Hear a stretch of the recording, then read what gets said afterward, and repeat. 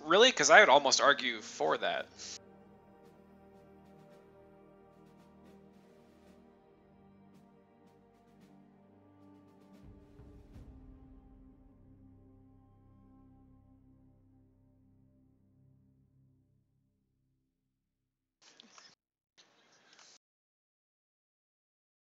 Yeah, that's worse. Cause but that's one of the main reasons I left the game, right? Like I spent 6 to 8 months getting Terragos's Rest, and then I got to enjoy it for like 2.5 months. Next expansion comes out, and in like 3 levels, I'm replacing it with a blue. Um, I hate that. I'm fine with I'm fine with changing out epics and stuff, but I feel like legendaries and all the stuff above that should feel a little more substantial in the next expansion. There should be some nostalgia factor to it that says, hey, look what I rated last time, and I still get to use this. There's enough other item slots that you can feel like you're upgrading your character and keep one item forever. Like, that's okay.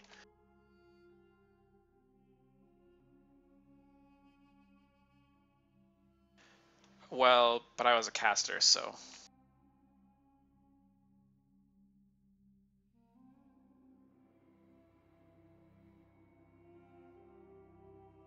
Yeah, but I didn't care about the DPS of the weapon.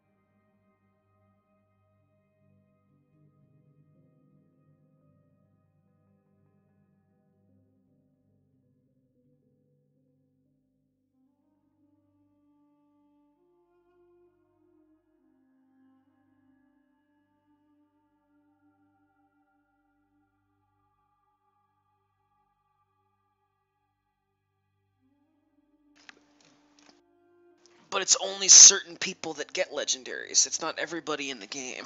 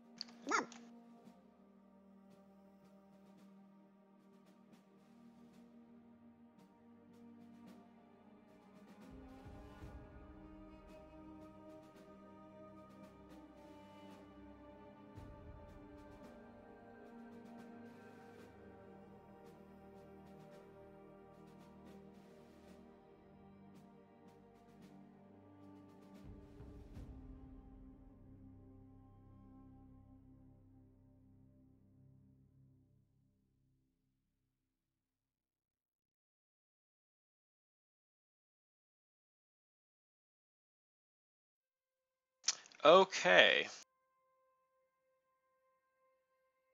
Sure, what's up?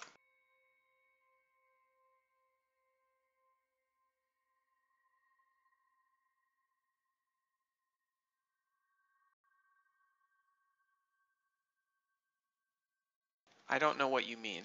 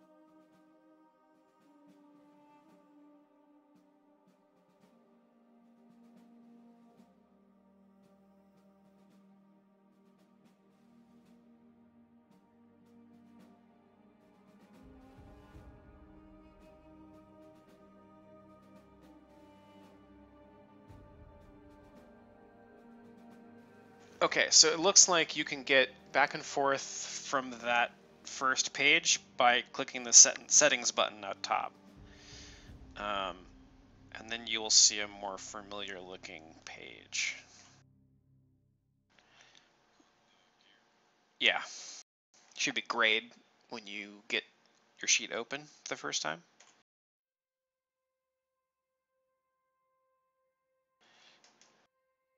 It looks like they just gave us a lot more options.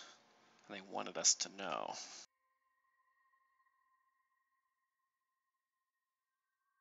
Mm-hmm.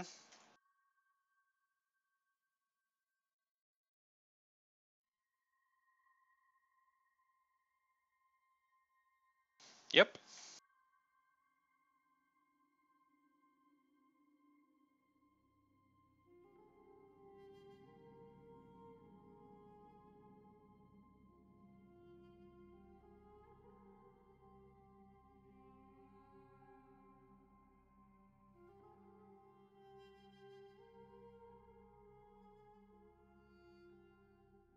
It's pretty close to the top.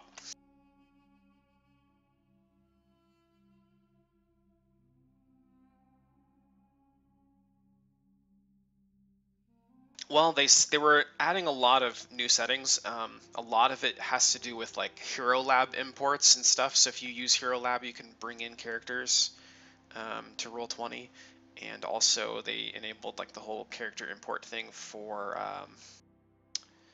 like the fuck is it called? The compendium. So you can just, if you're a GM, you can drag and drop creatures onto your templates now, and it'll just populate their fields.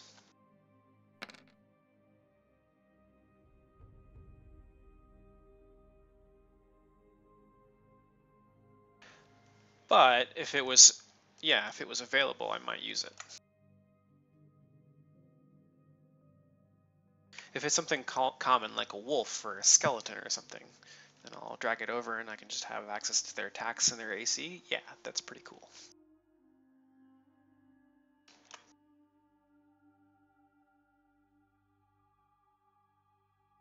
Mm-hmm.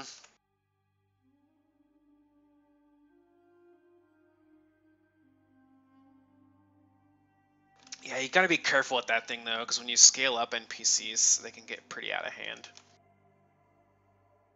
Yeah, there's like all the templates and shit that you can apply to monsters to make them more powerful, and some of them just make their AC like fucking insane.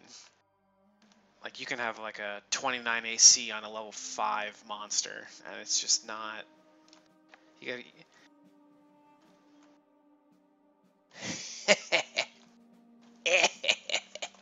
But we're talking like base AC with no buffs.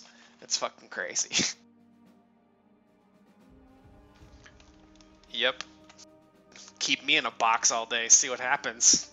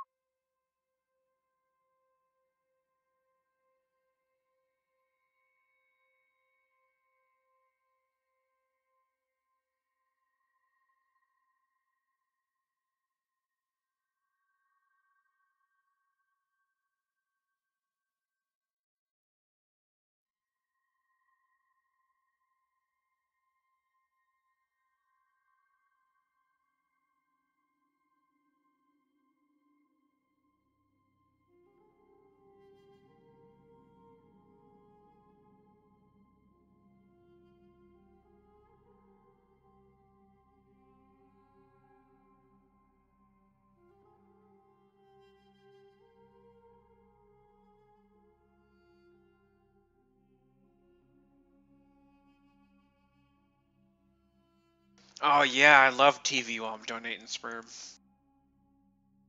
Oh yeah, Megan Kelly.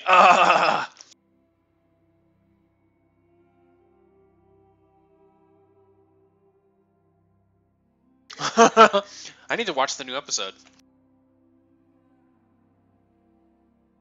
Shit's getting good.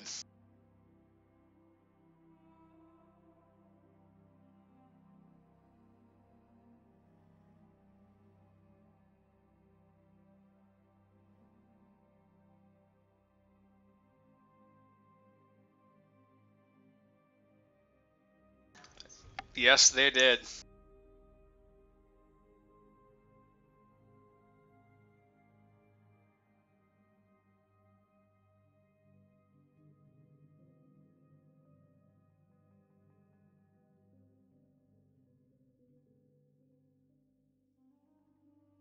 Have you watched it though? I I don't wish that on you though. I think you should see it. It's really good.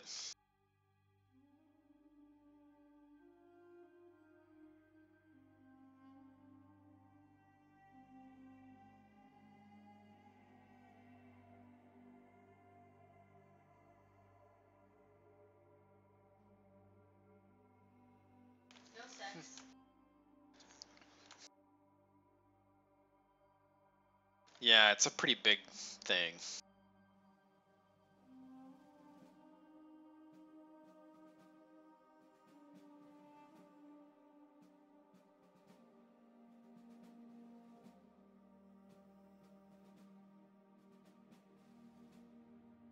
It'd be different if it was like a random side plot, but this is like a thing that will ruin the plot of the first season.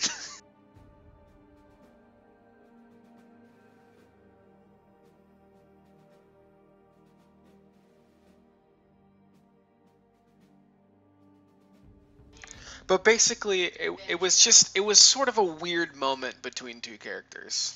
It was just kind of,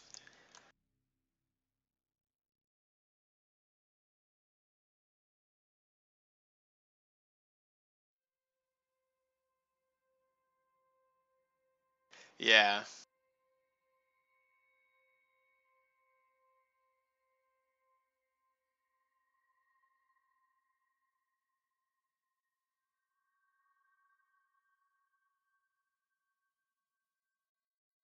hmm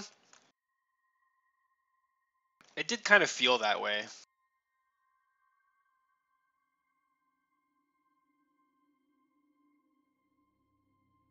Yeah, it's more of an obsession than it is like a romance.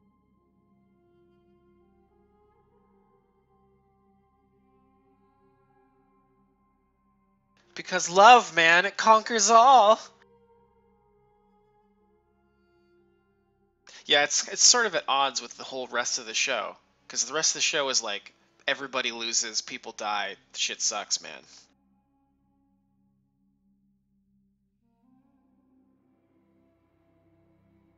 Some of the fucking like jump scare kills in that show got me good. Yeah, like when in the first season there's a part where a railgun bolt flies through the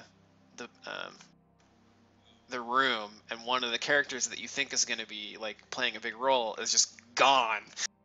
His head's just gone and he's bleeding everywhere.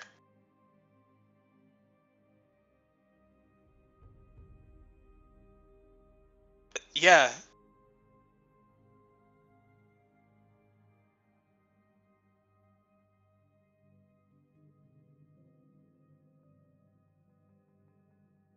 I think you'd like it, Tanner. I really do. It's a good show. It kind of reminds me of. I always describe it as like a space noir.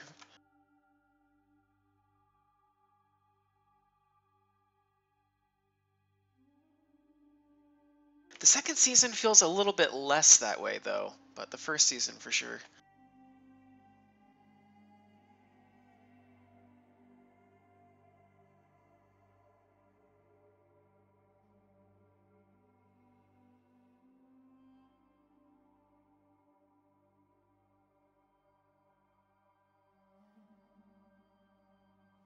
She means the voice actor, I think.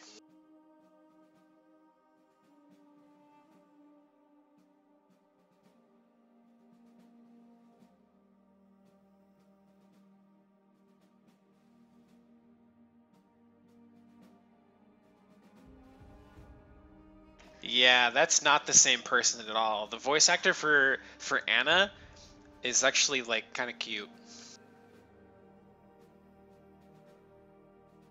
Yep.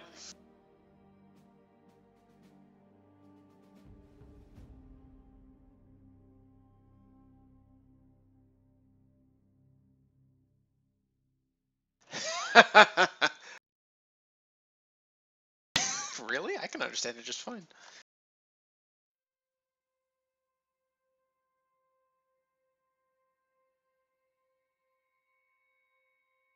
It's like she's gargled bleach in her voice.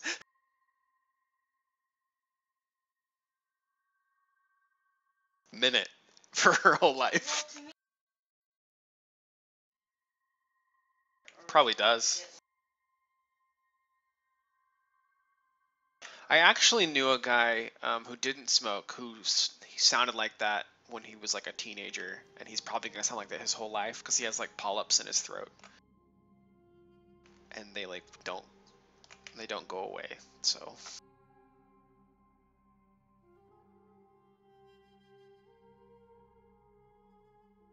okay, well, I guess we can just kind of start without Walker because he's logged in. So I presume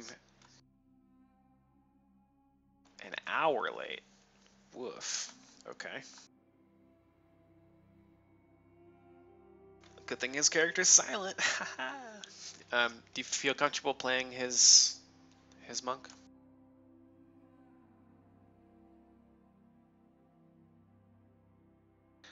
Maybe.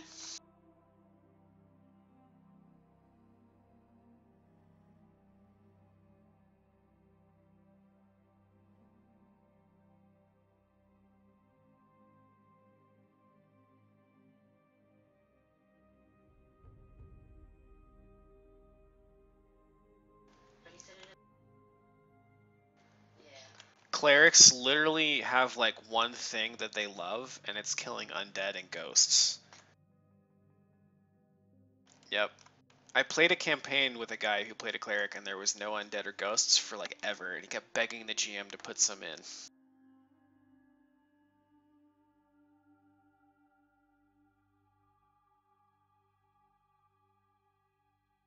Yep. But it wasn't in the campaign setting.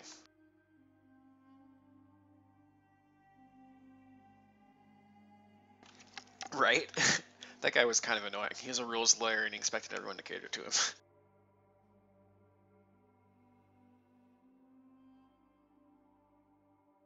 Nah, I don't really mess around on the PTR at all.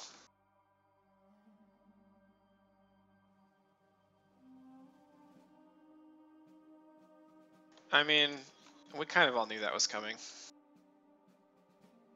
I don't know. It's going to be insane, though. It's going to be stupid. Because it's...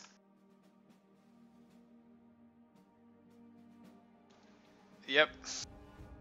And they're going to charge at people now, too. His playstyle is going to totally change, and it's going to be annoying.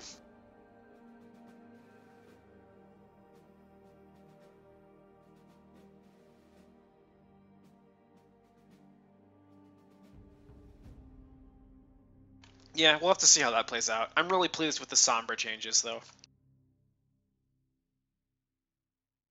They reverted those.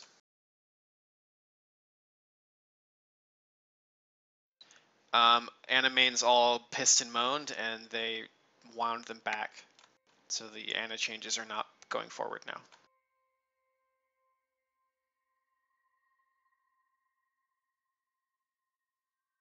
Correct.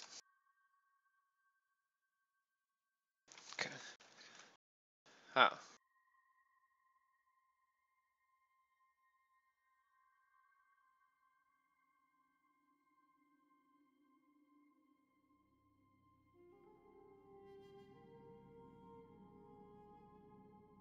I think the main problem with Ana is that she's a support hero that doesn't fear gankers. That should not be.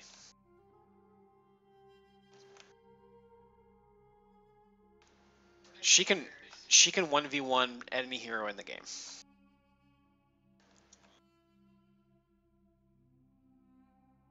Yep.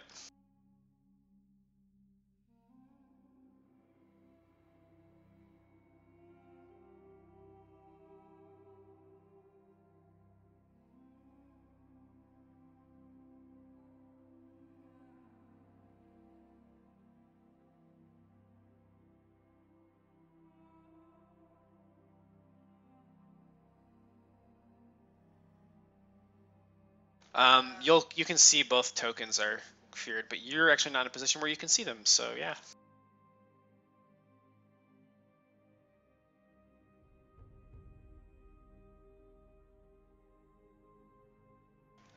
I'll give you control of his token.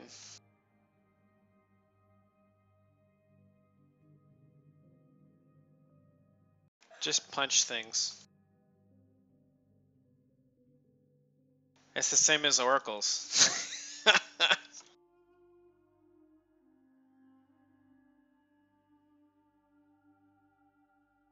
Yeah, I was too.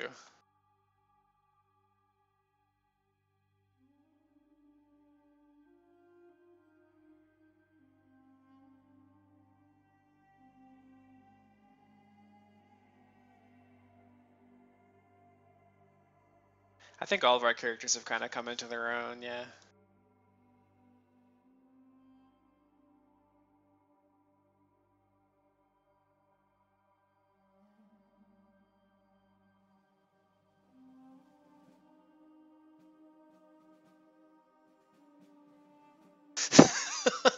Yeah, true that. Fireball explosions. Okay. Xenesis, it is your turn.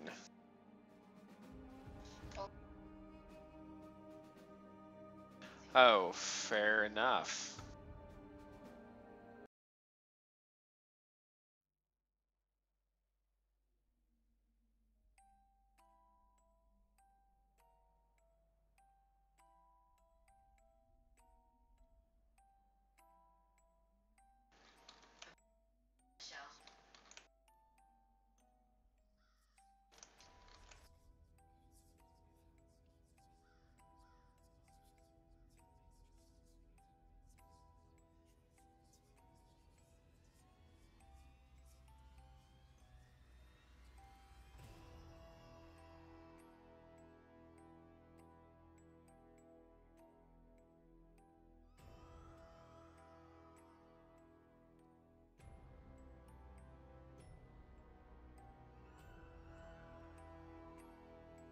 Nope, you sure don't.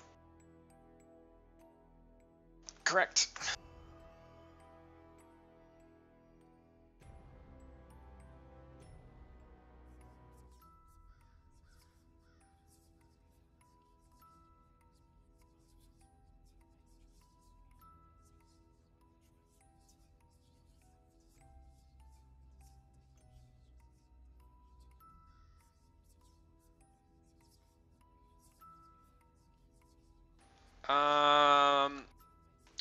I'll say that you can on your turn.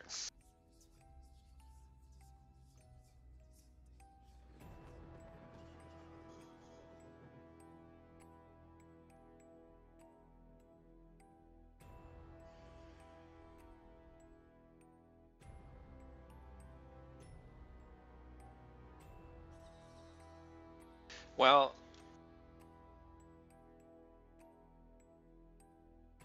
depends on whether or not you want to fight the oven in the next room. Though I suppose you could go around.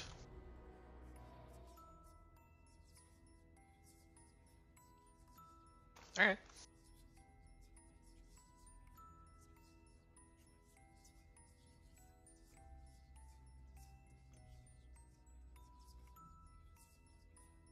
It's not one of the big guys, though.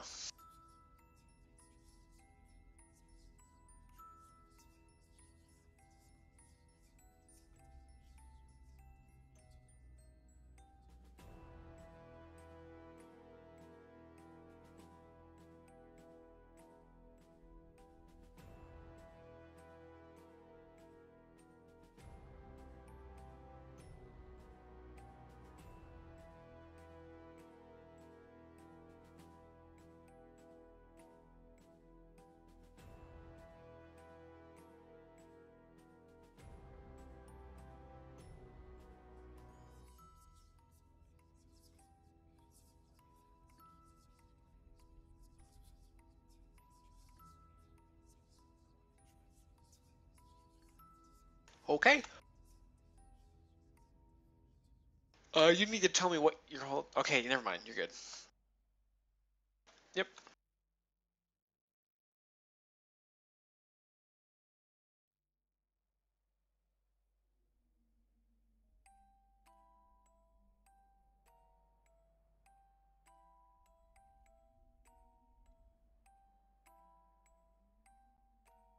I gave you access to his character sheet, so.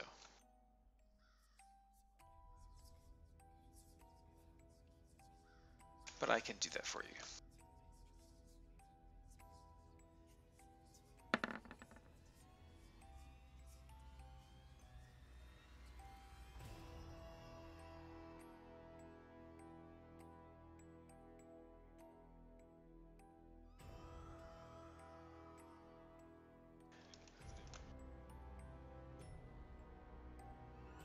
Um,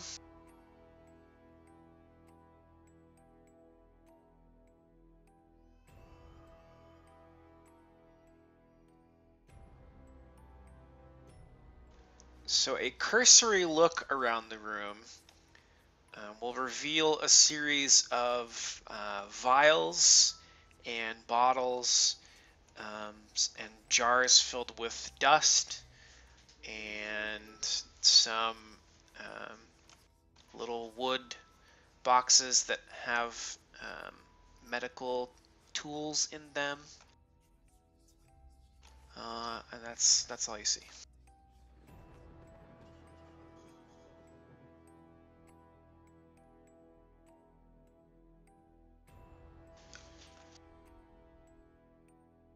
You know it takes more than a day.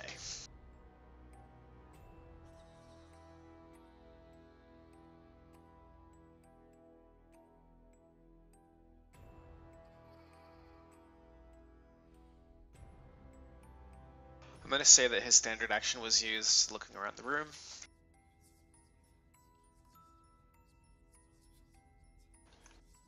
Yeah, because he was looking detailed around. He was looking for things. He wasn't just like glancing around.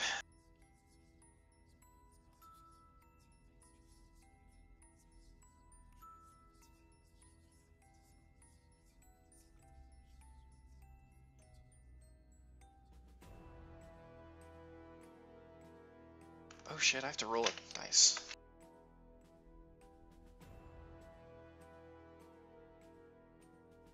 Just try and stop me. I mean, you say that, but I hear Emperor Palpatine behind me going, "Do it!" Oh. Whoops.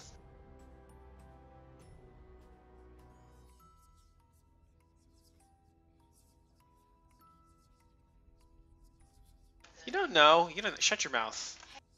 Hey, it doesn't matter, man. You don't get to tell the whole party that.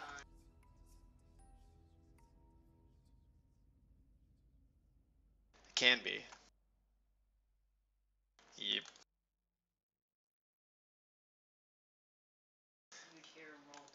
It is actually the poltergeist's turn.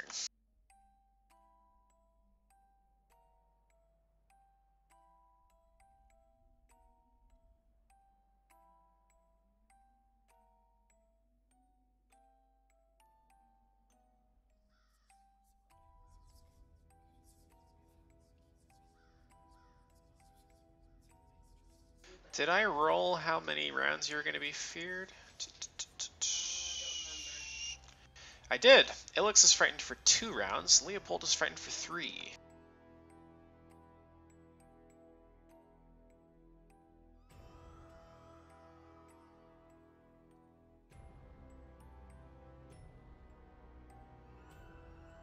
No, it's the poltergeists. I was adjusting some things on their tokens.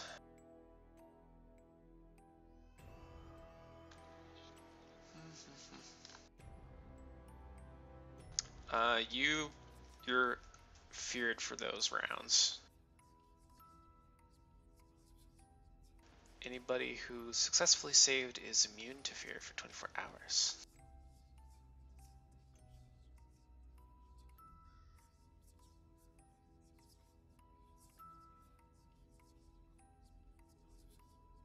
$24. Yep, from just this creature though. You're not immune to like.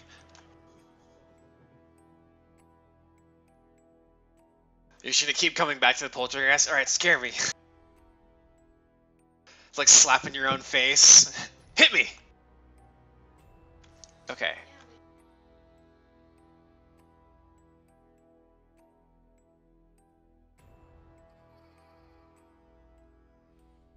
Sorry, I'm just refreshing on his attack because he can't attack people directly, so it works kind of goofy.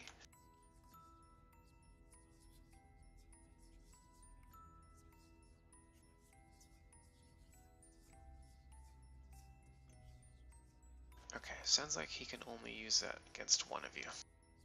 So it's not like the movie Poltergeist where everything just flies around. Okay, he is going to try and throw a table at Havelock. So what's your AC? Your touch, actually your flat-footed AC, I guess it would be.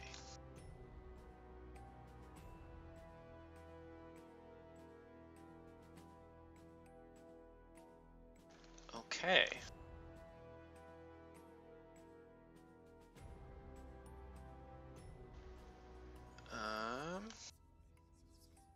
How much damage does this do? It doesn't even say.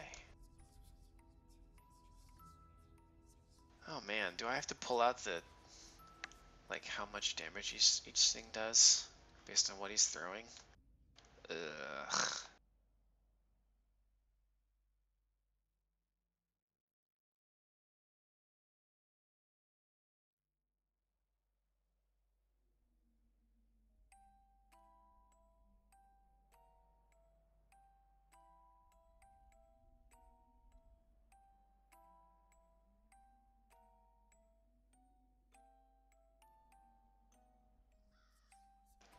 There's gotta be a rule for this. I'm sorry, 1 second. Aha! There it is. Okay, so a table strikes Havelock on the back, breaking in twain. He takes 1 point of damage. Well, it's been here a while.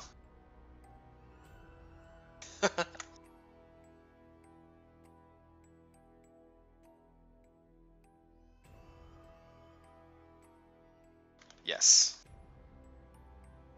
The table, no, you can't see where he's at.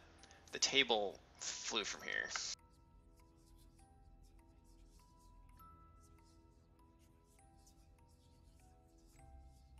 No.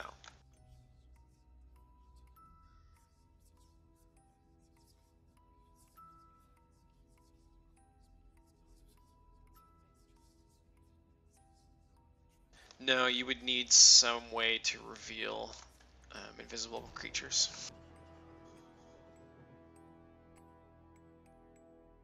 You are correct.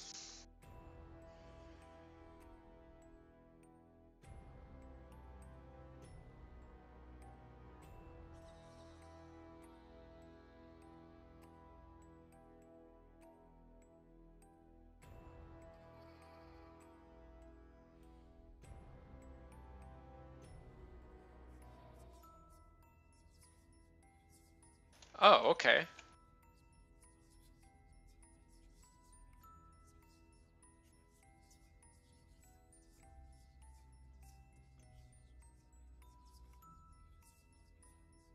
Nope, it would be a 30-foot cone. So first round of doing this, you know that there is definitely evil in a 30-foot cone this way. So it doesn't really help you a whole lot.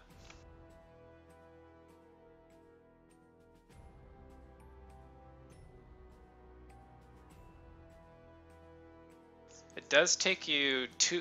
So the third round, you can determine the location of the aura. So it takes you 3 rounds of detecting evil.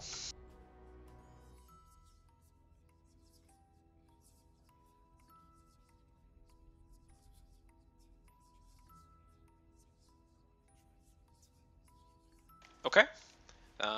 It is still in this direction, so...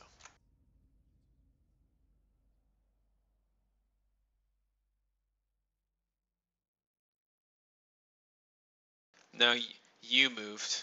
You moved.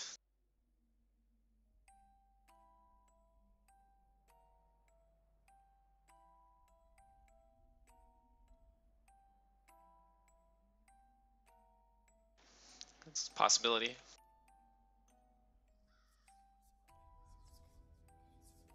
Alright, Ilix ran away. For some reason, Leopold's not in the turn order.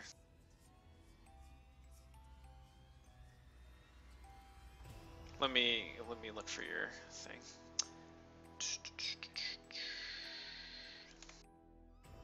I have your will save. I have a perception. I do not have an initiative roll from you. Okay, well, we'll just make it your turn and then we'll fix the turn order. So, run away. Run away, little girl. Run away.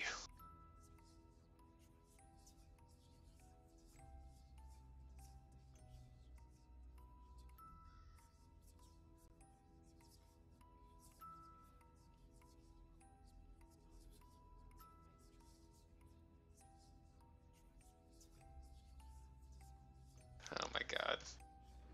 So, Ilix is booking it. Alright. Xenesis.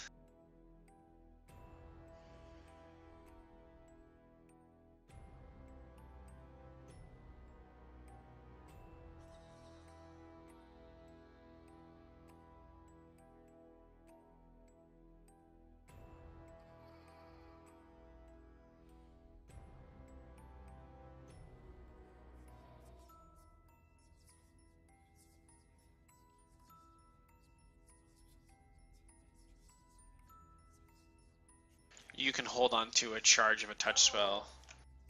Yeah.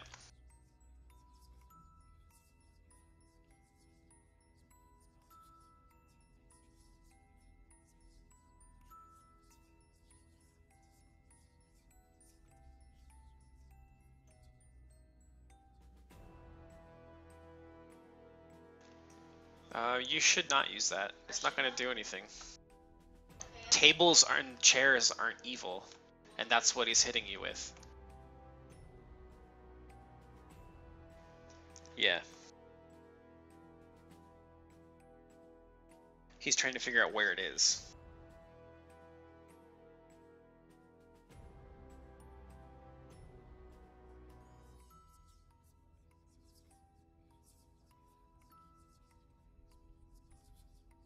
Yes. If you do protection from evil, it protects you from being attacked by evil things. Right. We're assuming that. You know from your religion check that poltergeists are incapable of interfering with the material plane. Yeah. Yeah. Yep. But if he focuses really hard, he can throw things and people. I'm what?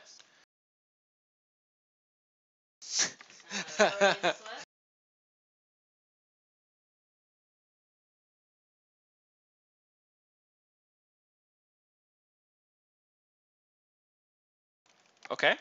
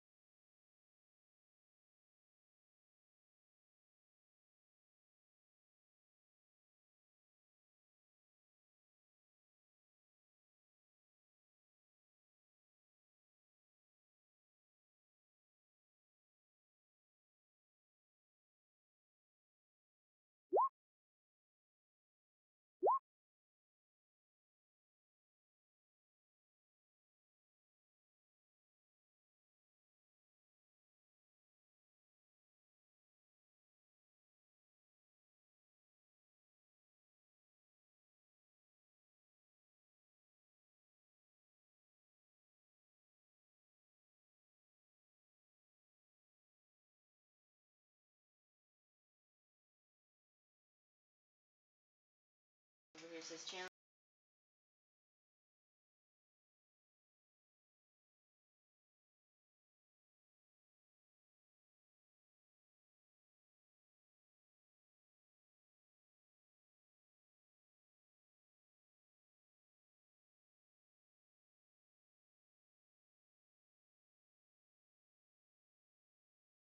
Except your channel energy is altered because you have a domain.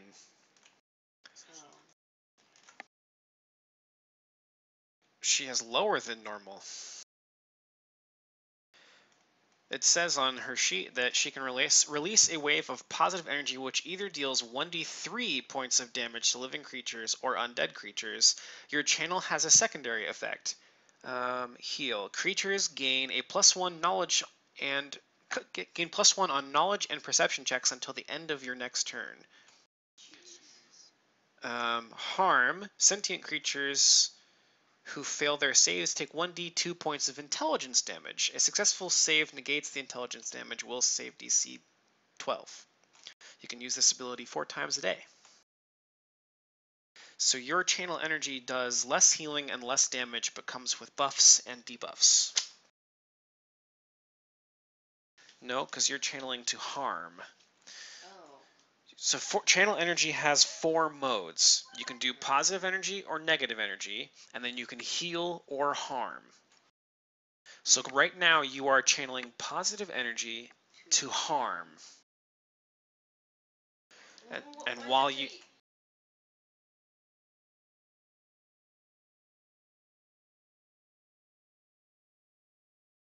No, you don't get to heal and harm at the same time.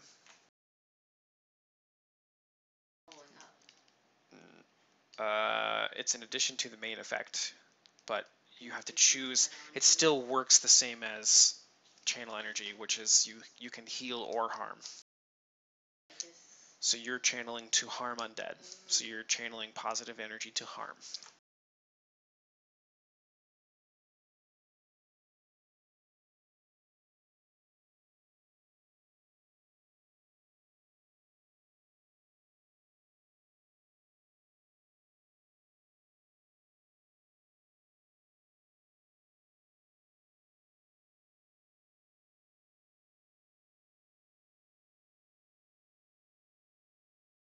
If he has intelligence.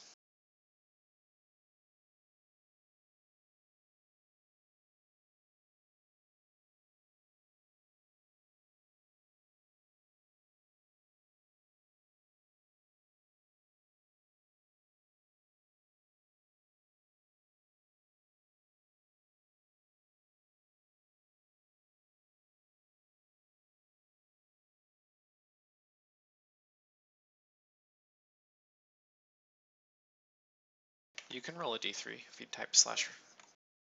You can do that too.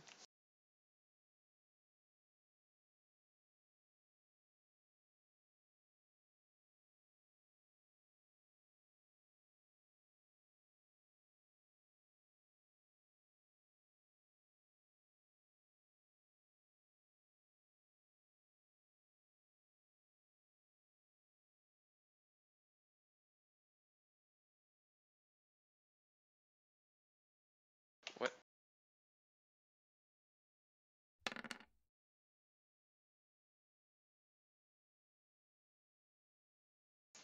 Okay, you deal 2 points of damage. Well, you snooze, you lose.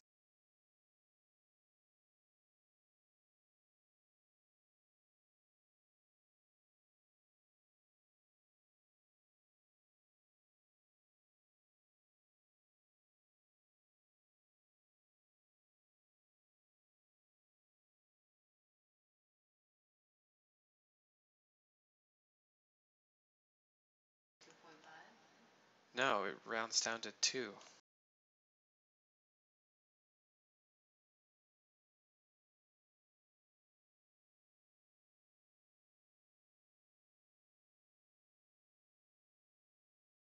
TPs and wigwams.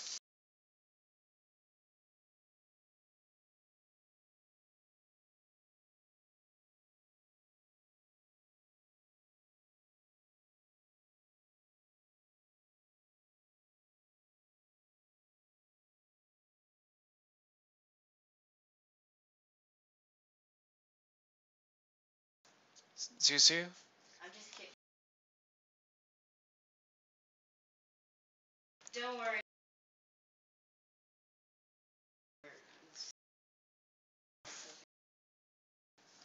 What are you on about? Okay.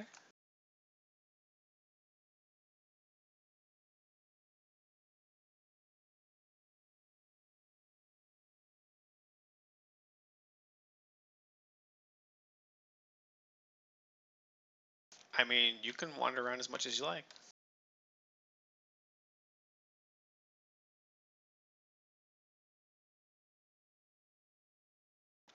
He can't find it.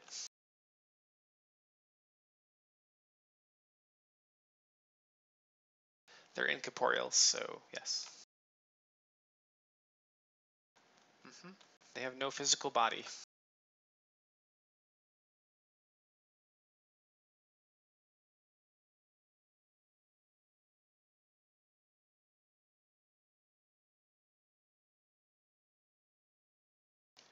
I imagine a monk can't do a whole lot to incorporeal things.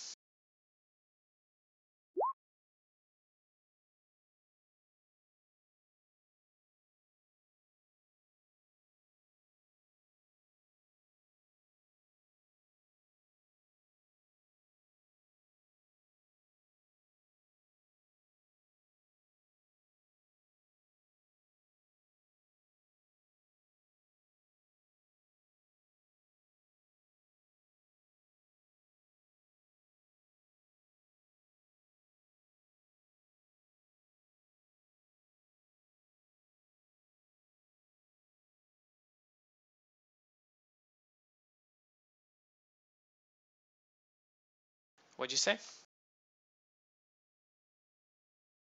Okay. Detect evil. Yeah. It's the poltergeist's turn after you, or after plea. Um, it's the poltergeist's turn, but then yes. Let me get please sheet open. Because the poltergeist is gonna shriek, "Get away from me!" And he's going to try to throw plea across the room.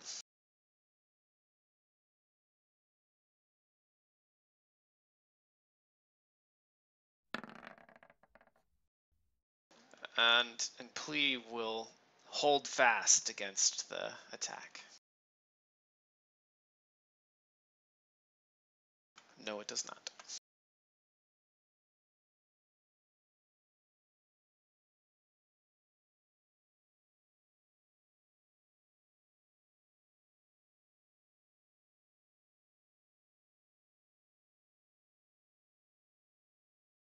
You would need a magical weapon.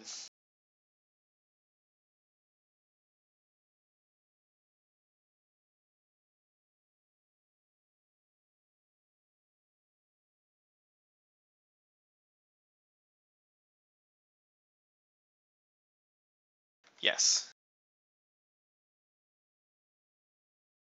If you know what square it's in, you can attack with a 50% miss chance.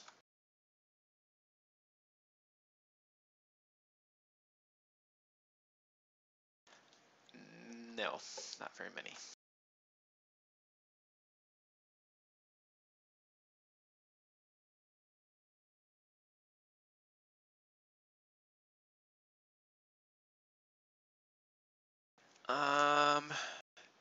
Let's see. Round 2, you know the number of evil auras, 1.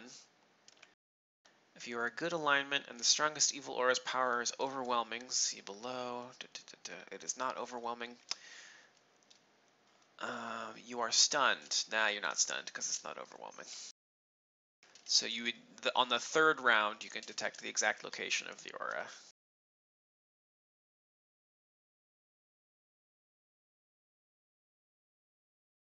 So I suppose it is Illick's turn to keep running, unless you have something else you want to do, doll.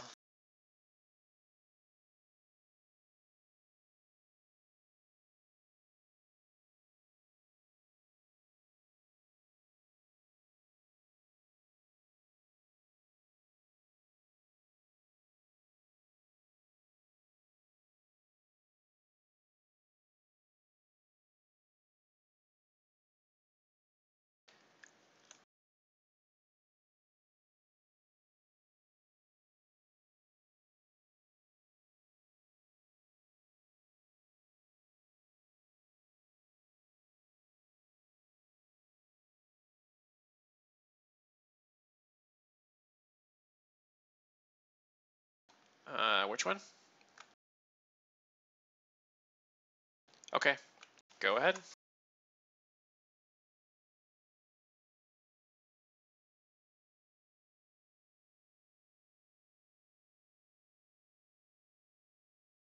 Um, you swing your sword wildly through the air and with purpose, but you don't feel like you hit anything.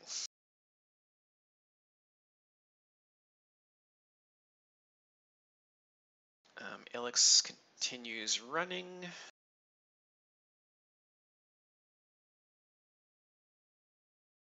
And then next round, you're no longer feared.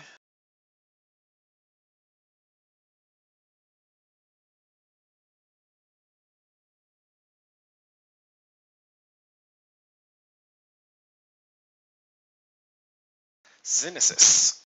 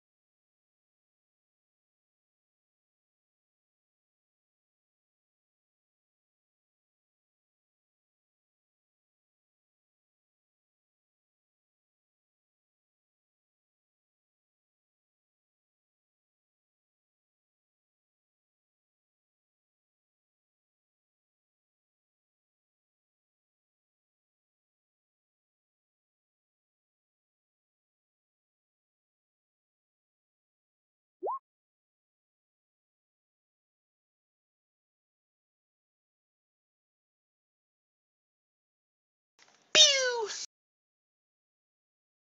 4 more. What? Yeah, That. Okay, did that don't not count? don't give numbers from previous turns. That's confusing. So you did 2 damage this round, right? Okay. Of course. Please. Yes.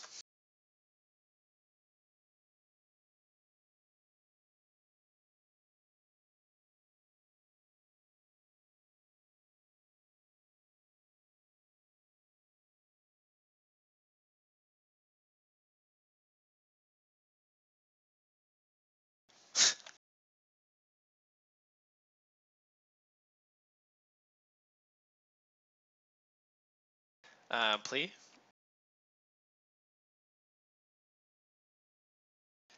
You waved your arms around trying to find the ghost, basically.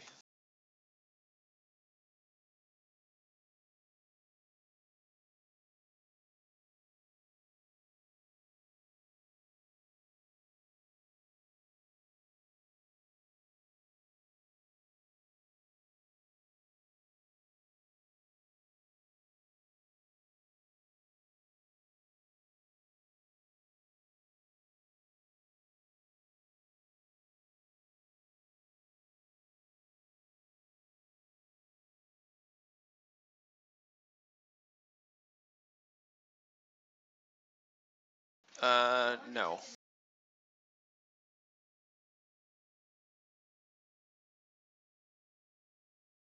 Jesus Christ.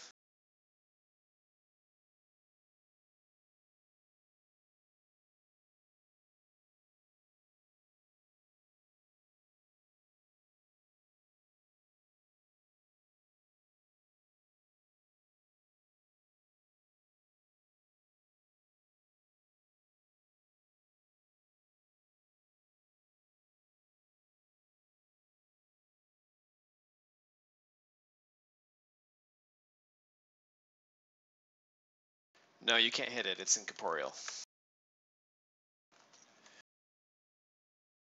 Uh, no.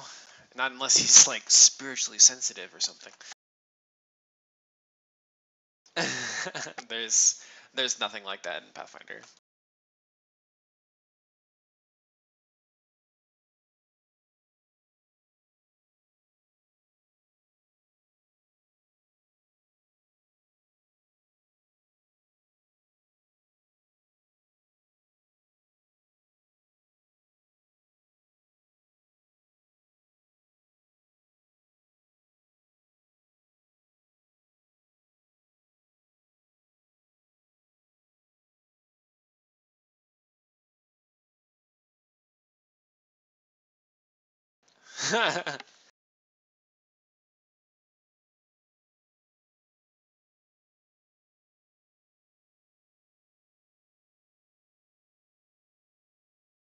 No. That'd be pretty funny, but no.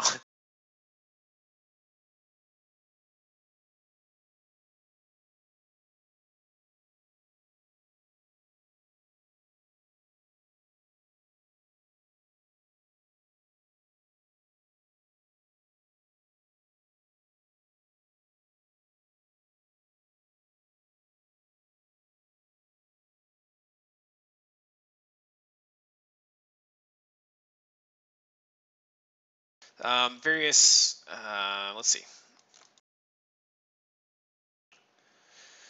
There is several moldy cots. There is a desk, a chair, a few little like sleeping cells along the walls. Um, it looks like a infirmary. Well, the desk is no longer there because it kind of got thrown at Havelock's back and broke, and everything on it is now scattered across the floor.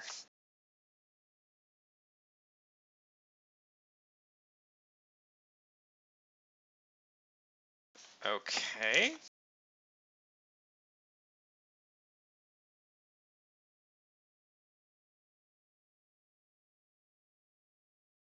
Um, okay. On the floor, you find a a nice glass vial with a light yellow liquid in it.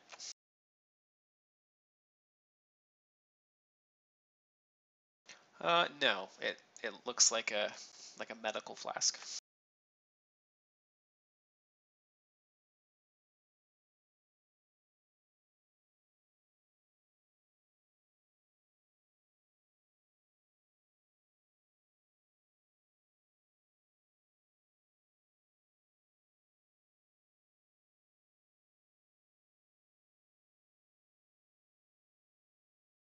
You found a potion, possibly.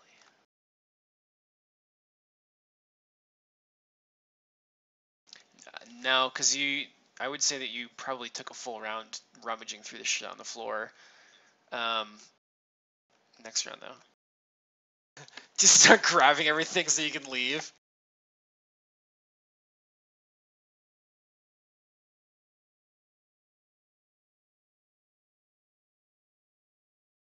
It is the poltergeist's turn. Just a second.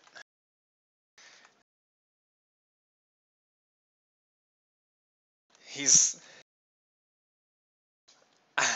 here. I'll do something. We'll do this.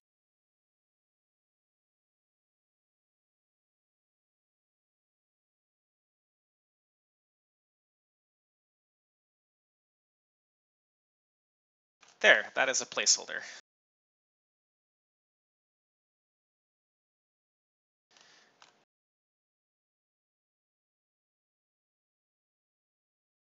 Okay. The poltergeist is going to yeah. Okay. So he's gonna go mine, and he's gonna try to throw Plea that just picked up the vial. So make a will save for me.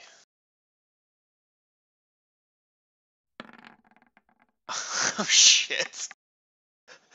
Well, he. Let me see how far he throws you.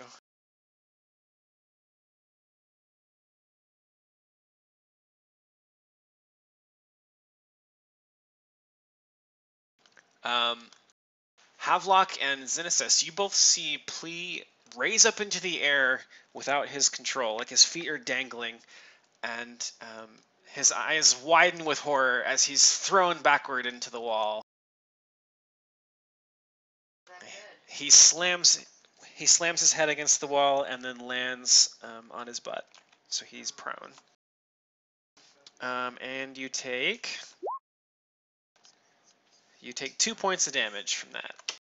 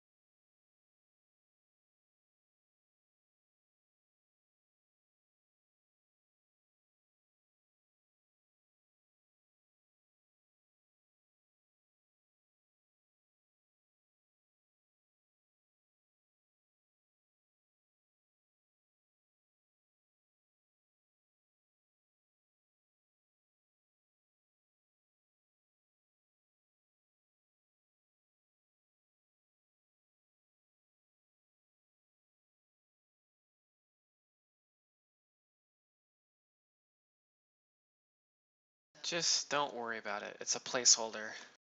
Havelock.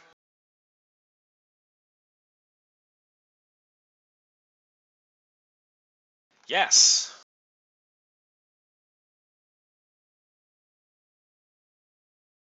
So let's do this. Just a second.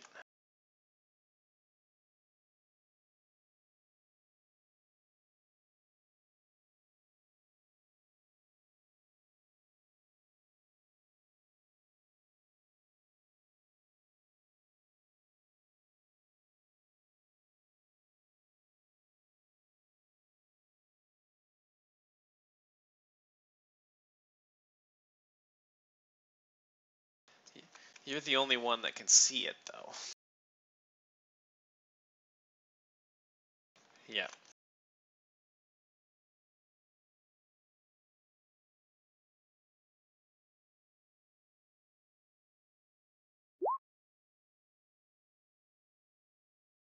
Okay. Okay. Do you want highs or lows to hit? You connect. And you banish it from all time. Nice. You have a +6 modifier at level 2? Jesus.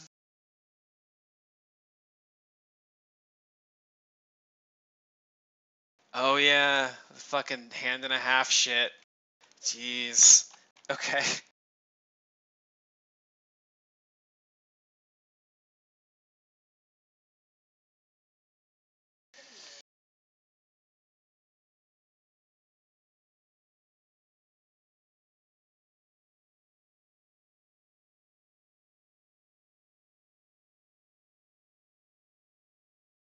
So you'll slice through it and its form will just like become extra gaseous and it'll just fizzle and kind of dissipate into the air. Why?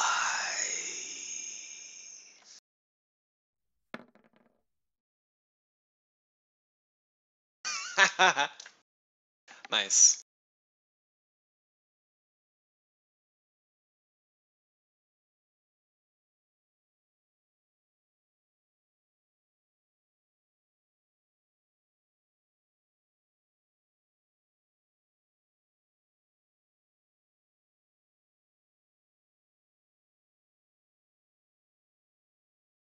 Oh, like fucking god damn it, Boondock Saints.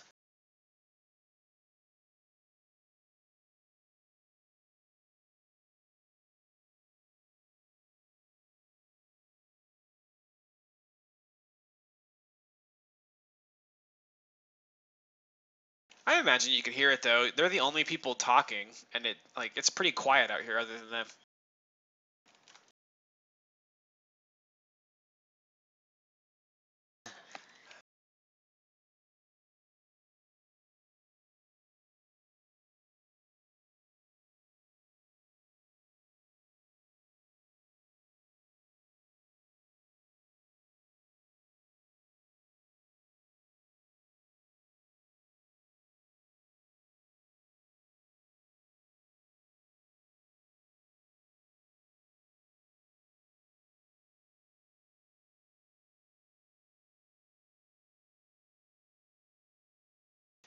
Okay.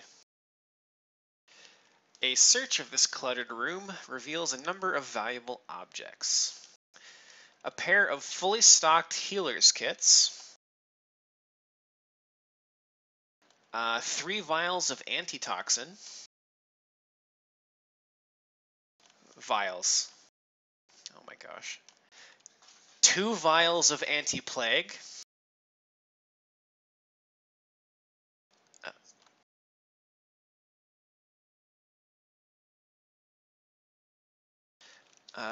I guess I should actually just be giving these to you. I should have you guys identify these. What am I doing? Okay, so I guess that's fair because the healer has a pretty high heal and she could just take a 10 and identify most of this stuff. So Xenesis is the one identifying most of these things. There are 3 doses of blood block.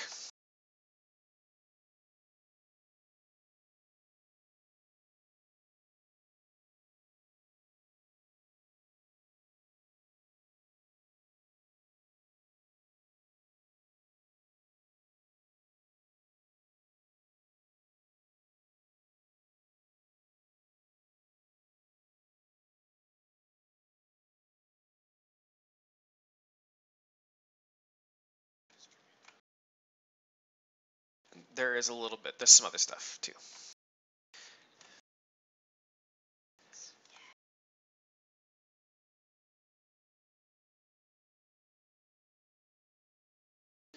They consume when she does certain things, though.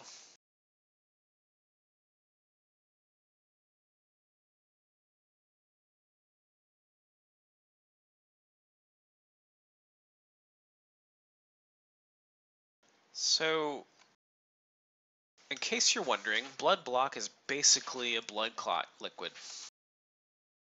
You can use it to end bleed effects.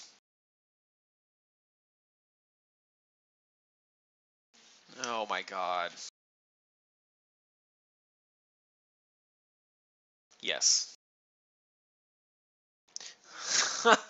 Jesus.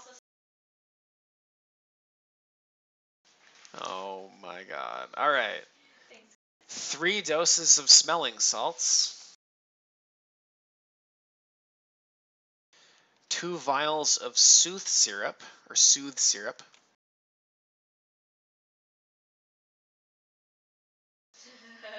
4 potions of cure light wounds.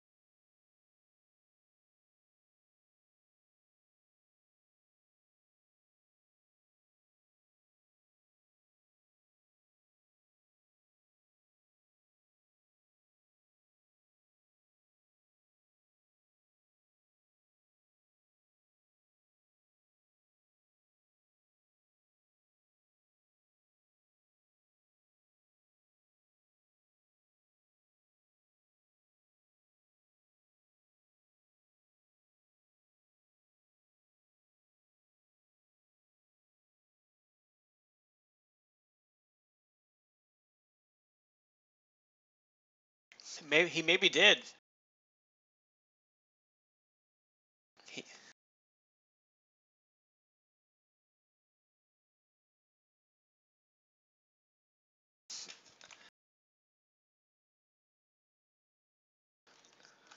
all he has to do is eat the worm, though. It'll be fine.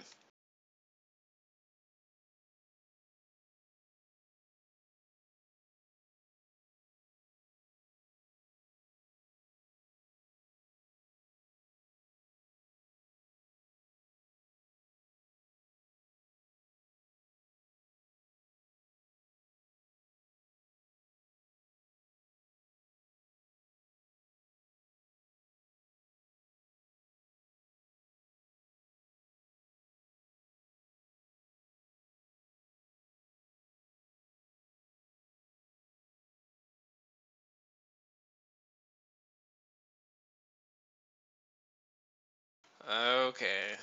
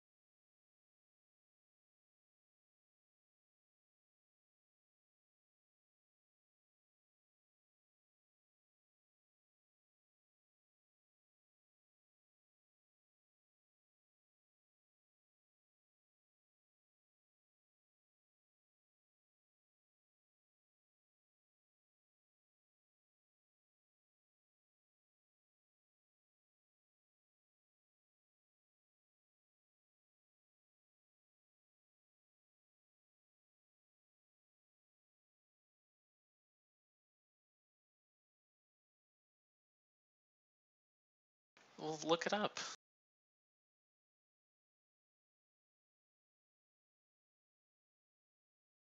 My goodness.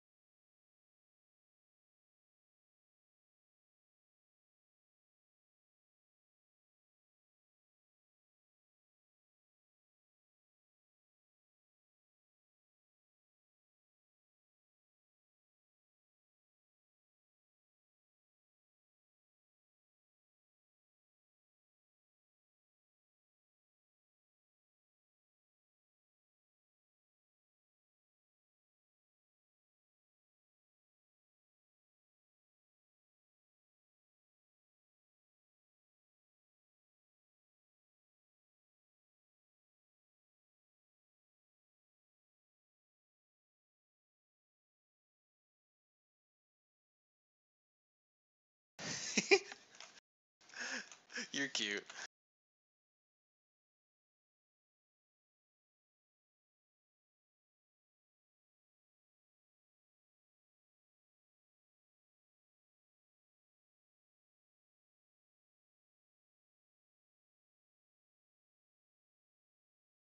So, Zuzu, it appears that you selected a variant channel when you created your character. Did you intend to do that?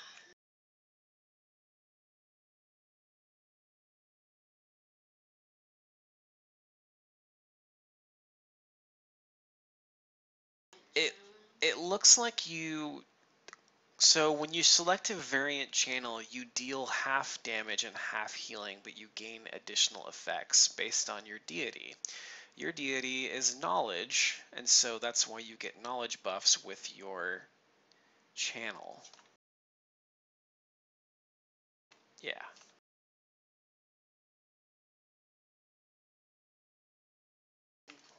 Well, we can look at that, and I'll let you undo that if you decide you would rather have the more damage, because that's probably better.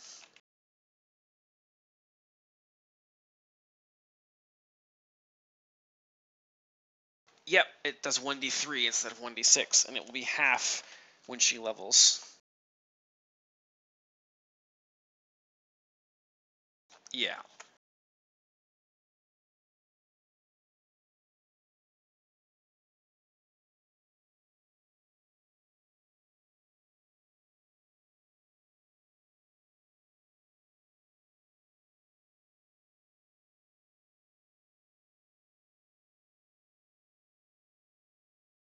Now the intelligence damage is interesting, but it would be difficult to pull off.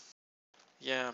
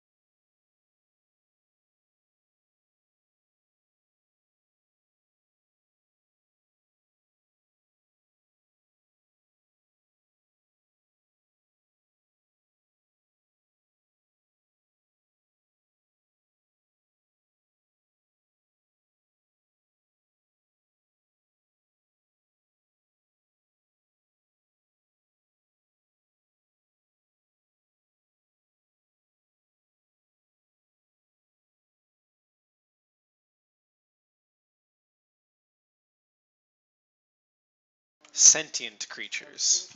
Yep.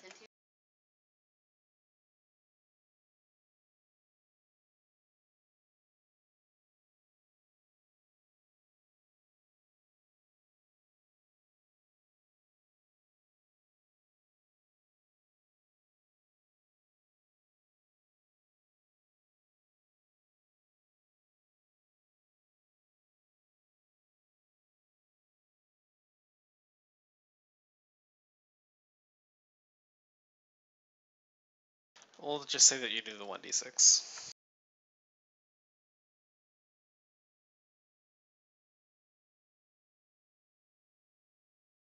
Would be under class options, probably.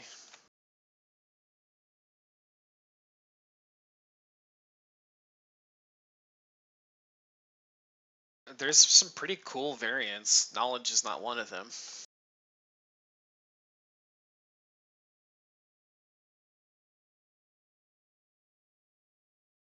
Nope, you can do it 4 times.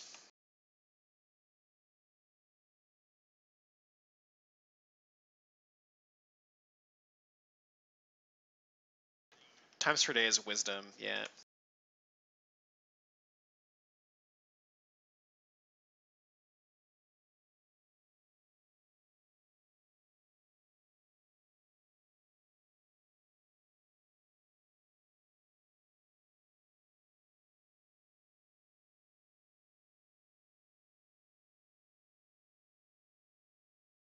See, here's some cool ones. Bravery and Valor. Creatures affected by fear may attempt another saving throw and receive a channel bonus on the roll. Creatures unaffected by fear gain a channel bonus to its armor class until the end of your next turn, and on its attack roll if it makes a charge before the end of your next turn. That one's awesome. Well, you can't pick one. You have to pick one that aligns with your deity. You can't choose a variant that isn't available to your deity. And since Pharasma would be like knowledge and death, let's see what death is. Creatures gain a channel bonus on stabilization checks when dying, and saving throws against death effects for 1 minute. That's pretty good. It's not amazing, but it's decent.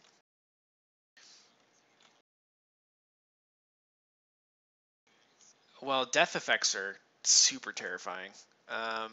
So that's situational but good. And if you use it to harm, creatures gain a channel penalty on stabilization throws for dying for 1 minute. And subtract the penalty from all healing magic, fast healing and regeneration. Hello, that's pretty good. Well, anyway, the original's best. Yep.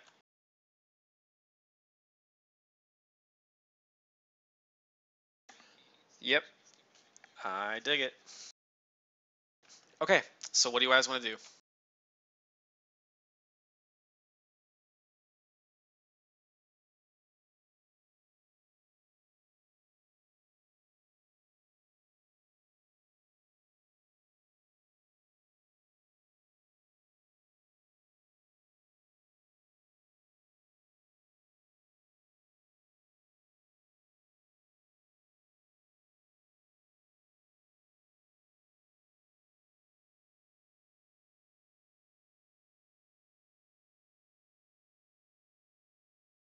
Yep. Nope. Yep.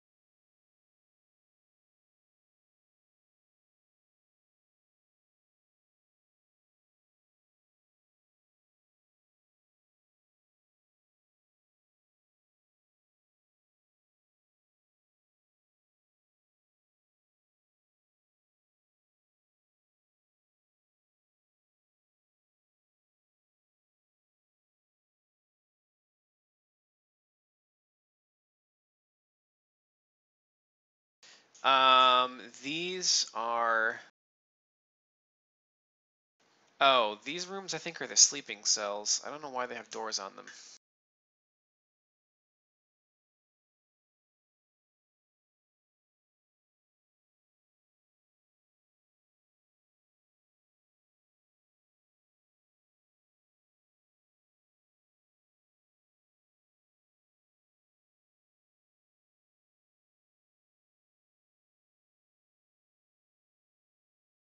fuck are you?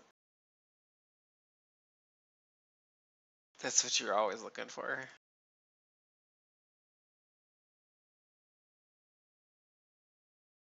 then I love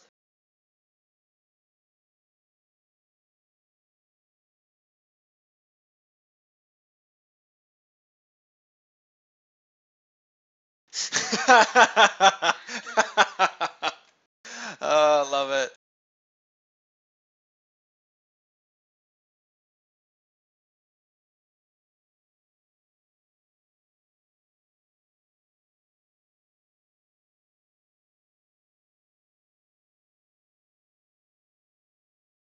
No, there's just old rotten wood and cloth.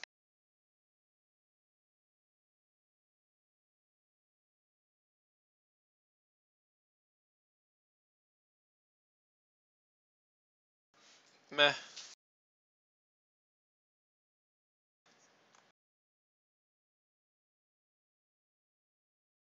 Oh, meh.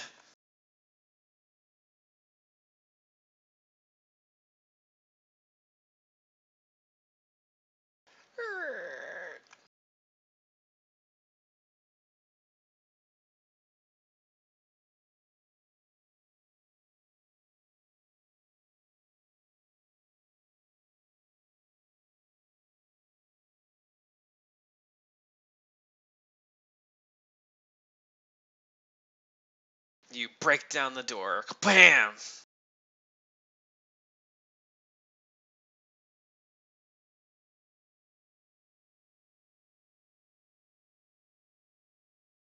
Hold on. Let me read the description after she does her healing.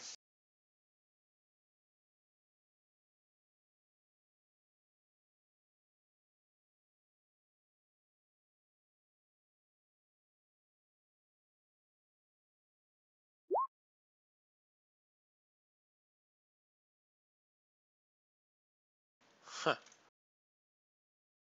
Okay.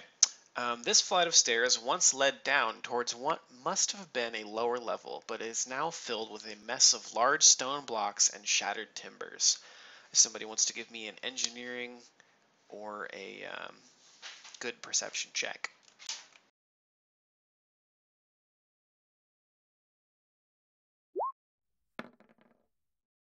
Okay.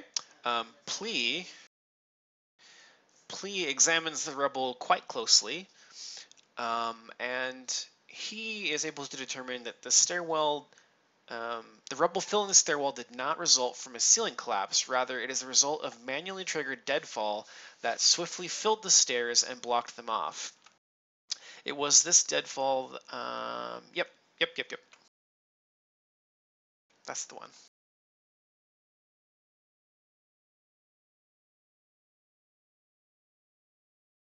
Yes. You also know that clearing the rubble would require several days of work with the proper tools or magic spells.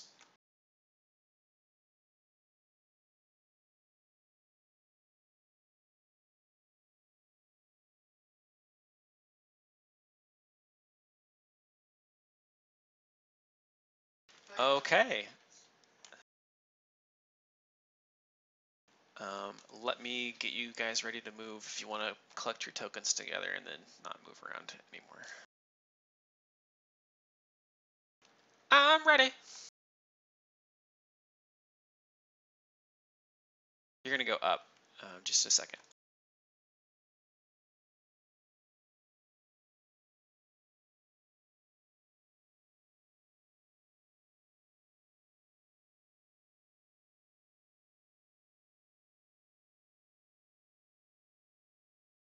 Okay, let me grab your tokens.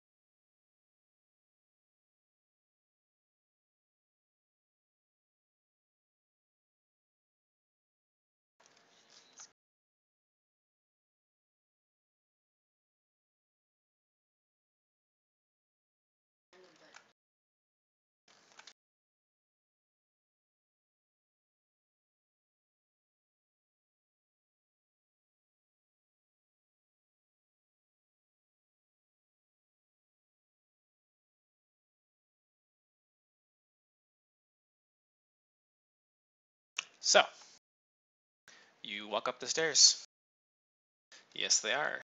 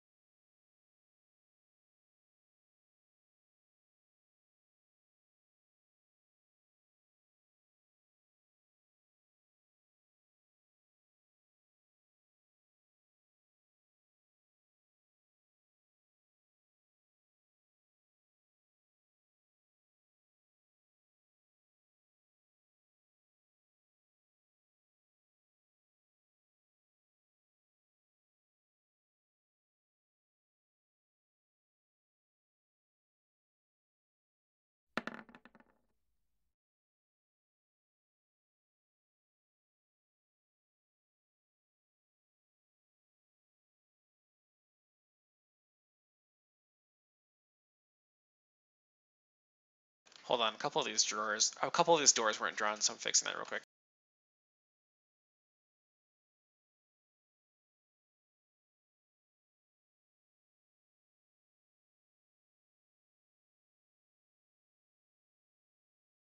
Okay, I think that should be all the doors. You are looking around. Let me move the PDF to the right thing. You guys are at area T14.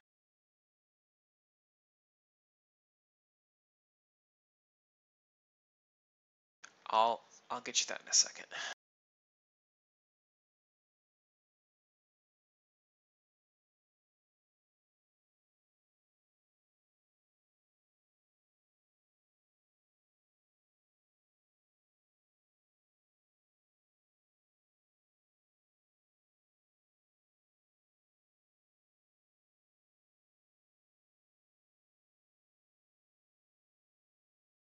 Okay, so you're in the you think that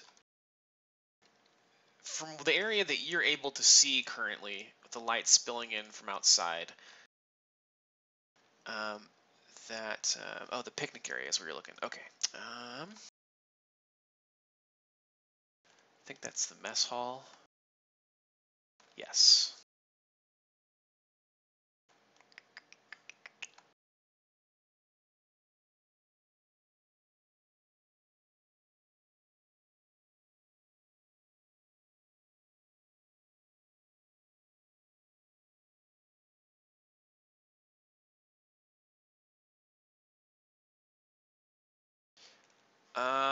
No, you don't see any area that looks unsafe to stand in.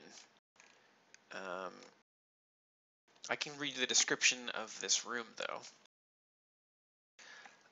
Wooden benches once lined this large hall, but several are now stacked in a jumble and others are overturned in disarray. Weakened by fire, the entire eastern wall has collapsed away, creating an unintended entryway to a wooden deck beyond. The view of the lake the view of the lake beyond would be beautiful if the silence were not so eerie.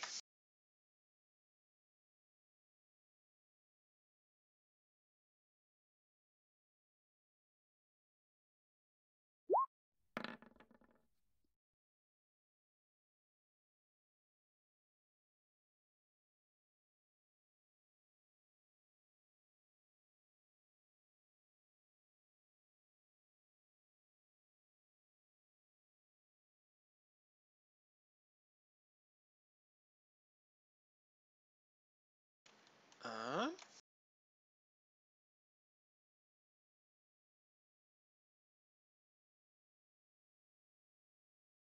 Holy shit. Okay, well, Plea and Ilix can both hear a distinct buzzing sound somewhere in that next room.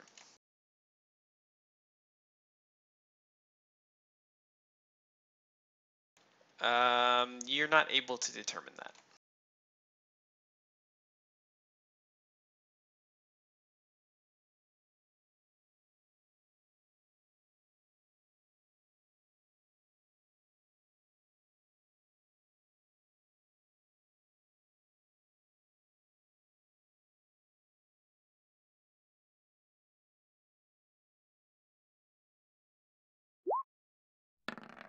I can handle it.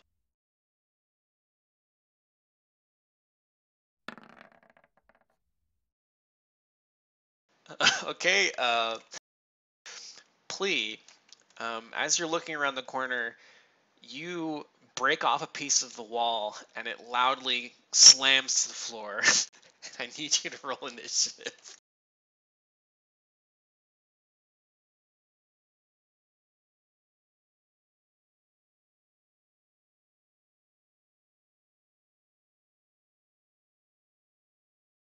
You said you were joining Ilix in stealth rolls.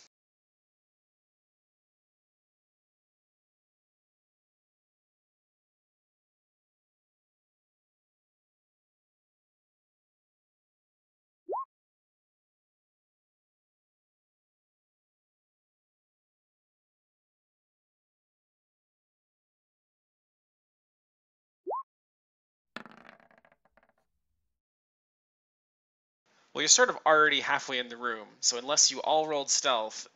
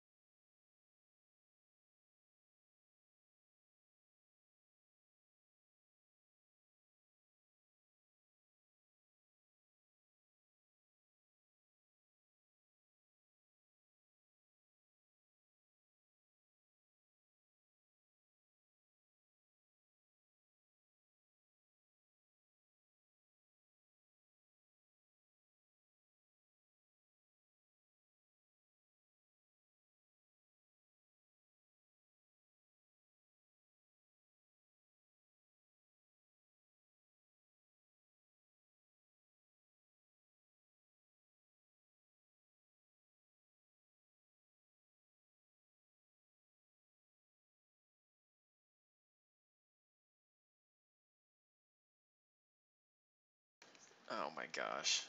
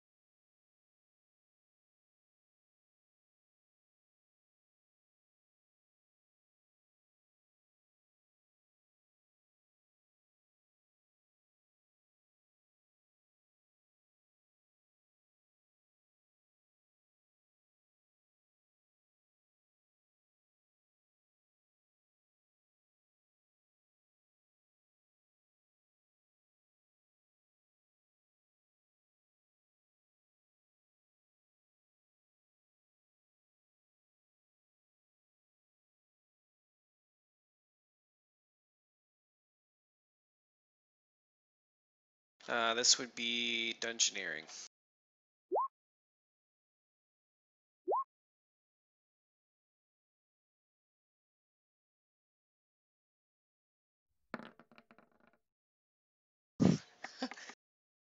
You, yeah, these are these are indeed sturges. Yes. No. No.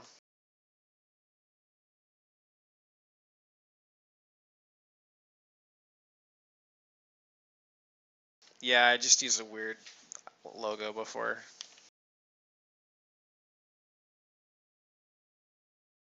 Yep. Yep.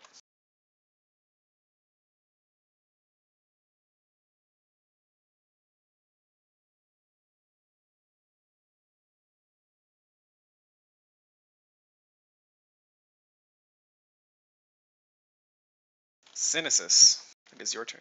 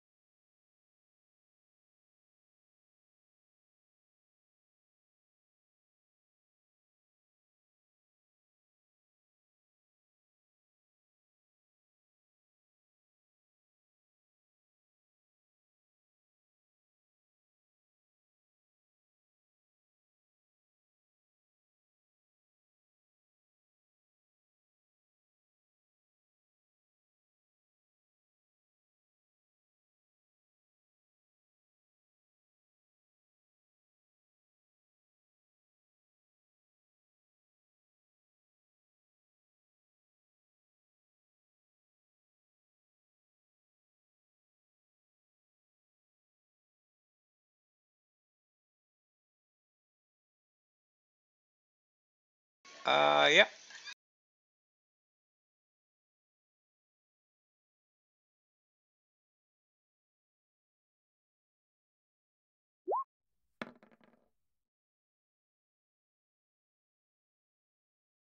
Acrobatics, huh? Yep, I hear ya. You succeed. The Sturge dives at you, but is unable to latch on.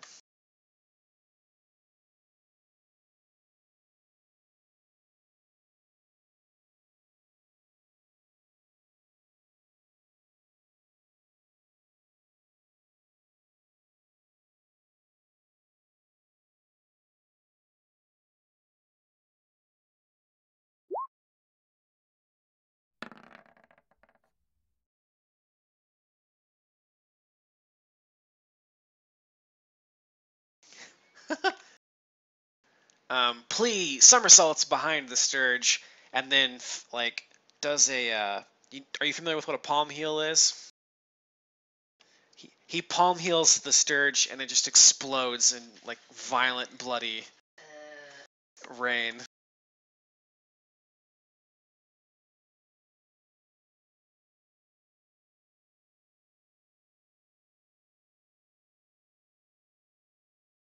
Yeah, it actually mists towards the party.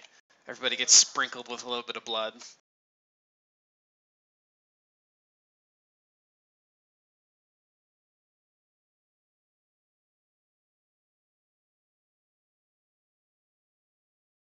It, it's like an anime hit.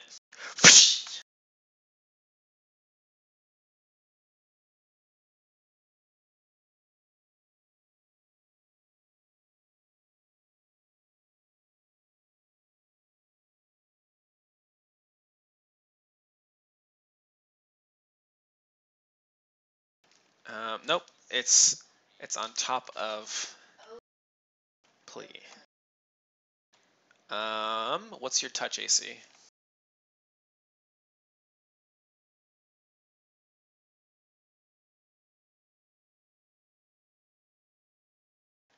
Okay, he tries to attach but fails.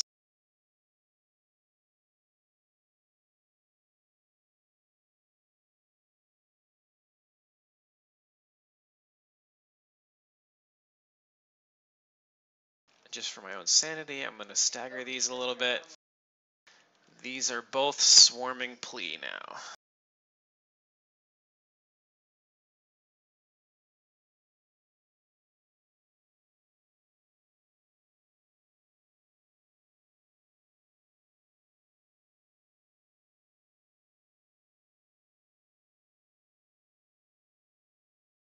Unfortunately, the second Sturge does attach. It grabs onto Plea's arm while he's dodging out of the way of the first one, and it sinks its proboscis into his shoulder.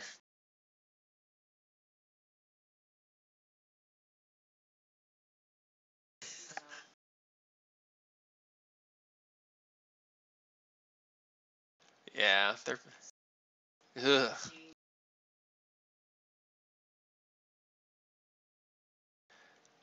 You're going to take 1 point of con damage. None. I need to roll... Okay, I need to roll something else. And you're good. So you just lost 1 point of con, and that's it.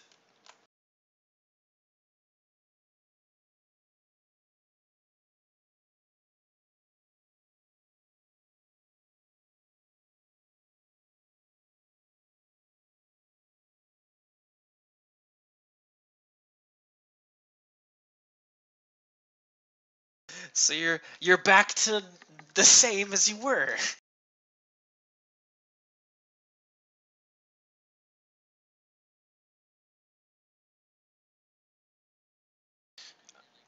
It's the same as shooting into melee.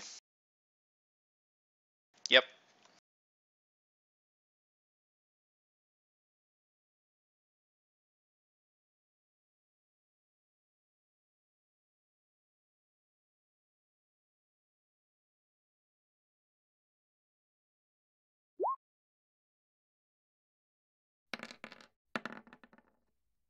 Um,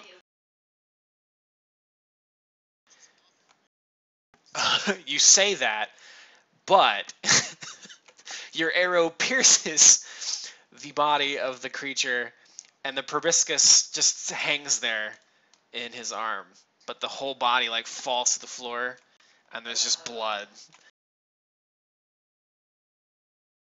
Yep.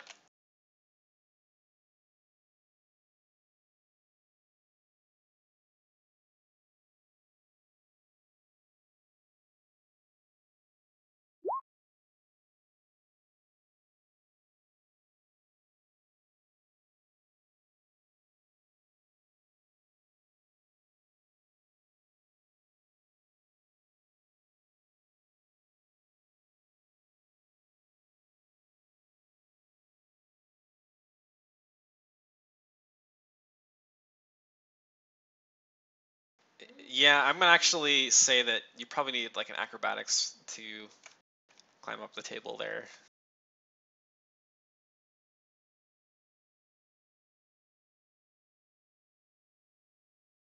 Sure, yeah, that's fine. Well, even here is probably okay. That's all right. Leopold.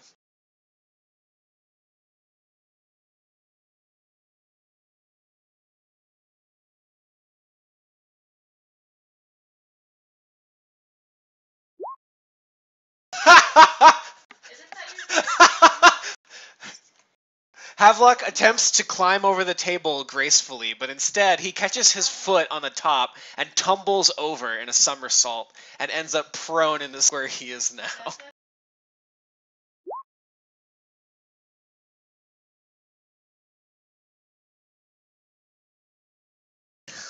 That's incredible.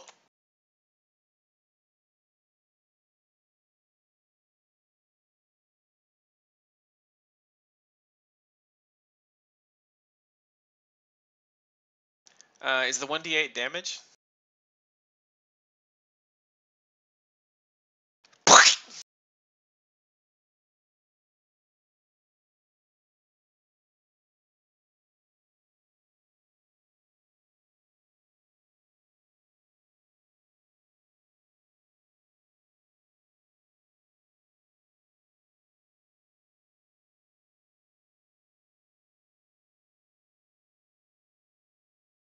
Yeah.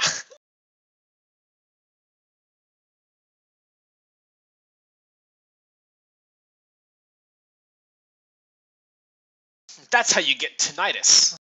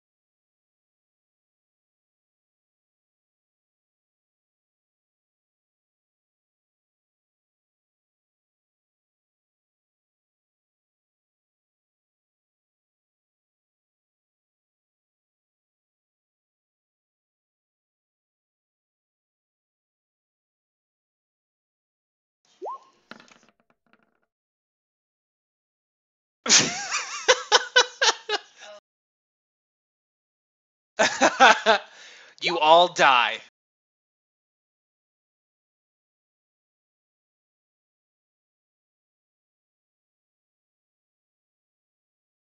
You see exactly what I described before. A bunch of chaotically laid tables.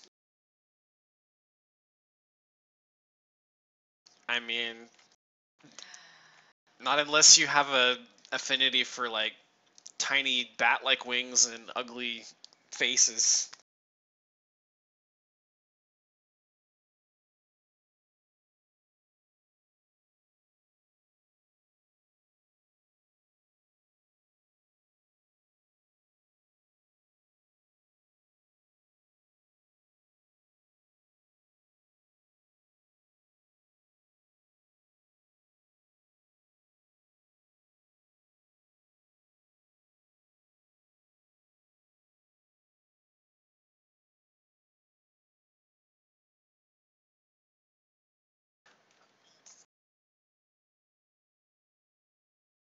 That's because these are not doors. Row upon row of 10-foot square prison cells line the walls, each separated from the passing hallway by a series of iron bars fitted with a narrow iron door. Skeletons slump in many of the cells, the bones scattered where they lie and coated with a mixed layer of ancient ashes and fresh mold.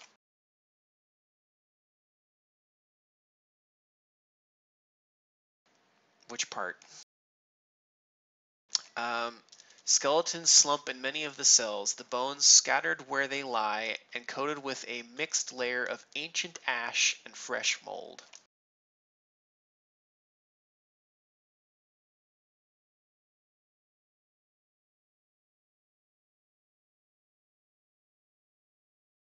Oh, I'm sorry, there actually should be a door on this bigger one. Eh. Whoops.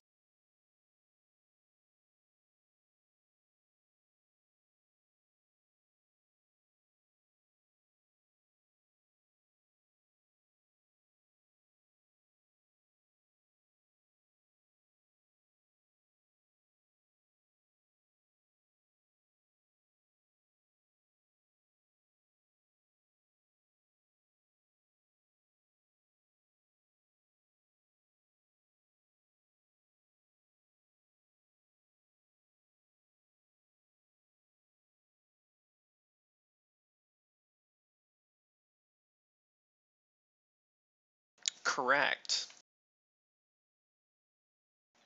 It is a reinforced iron and wood door.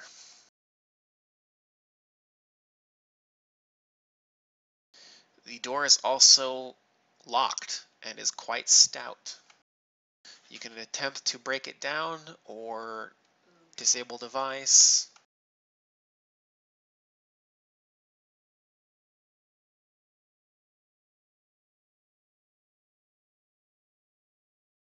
It...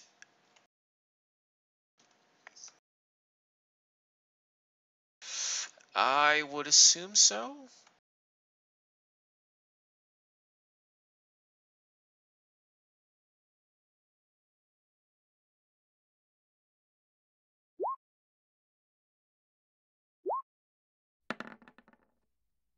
Um, you both try your luck at pulling the door off its hinges or whatever it is that you're trying to do, but the door holds firm.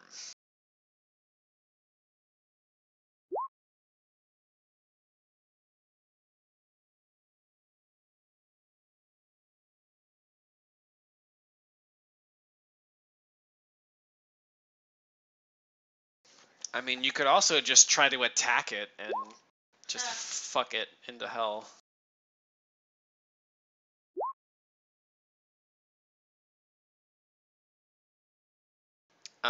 You shoot the door, and your bullet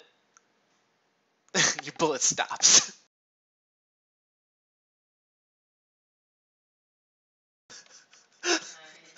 Then you would do a little bit.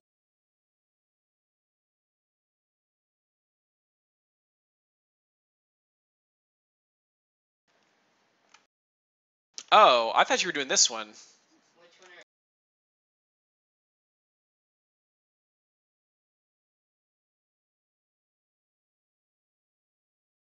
Oh, if you're doing that, if you're doing this door, that's a different one entirely. You kick that one open, and as is your standard, you find a privy.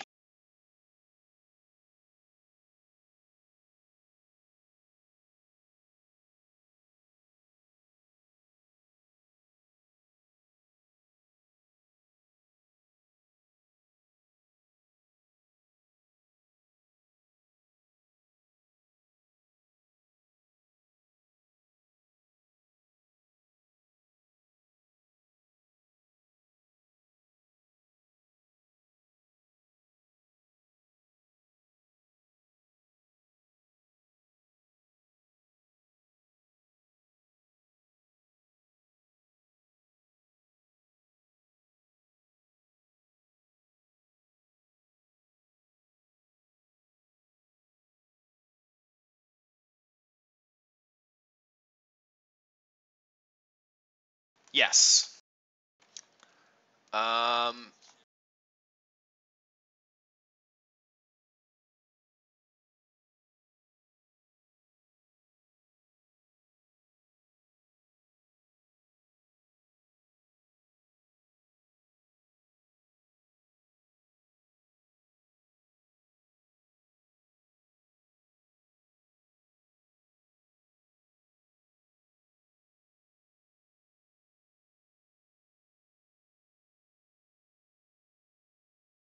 Give me just a second here.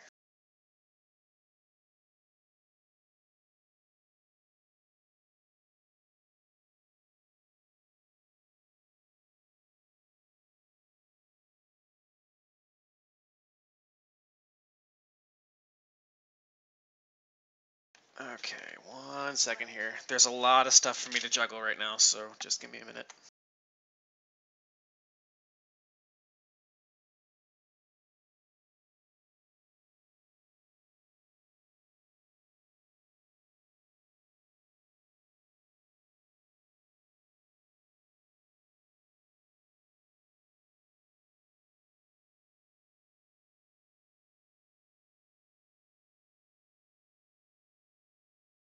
Yeah, you would think that'd be a corporeal thing.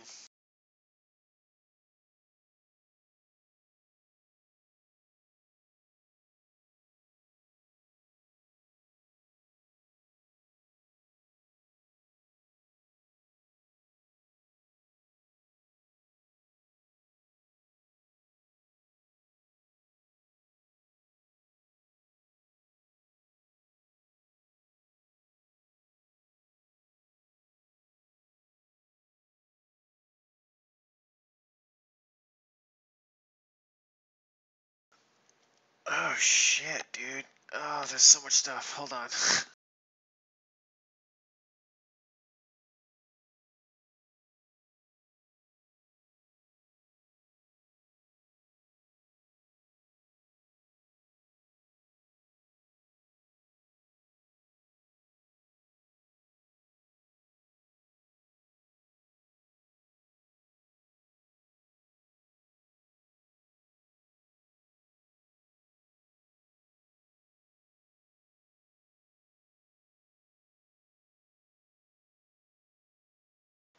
Oh, fuck. Okay.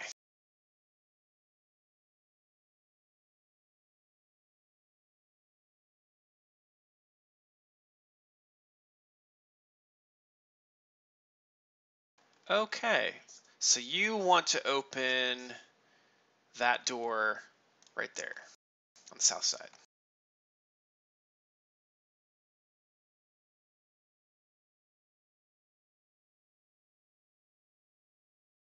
Okay. Which I think is T4A. Yep. Let me see if that door is special.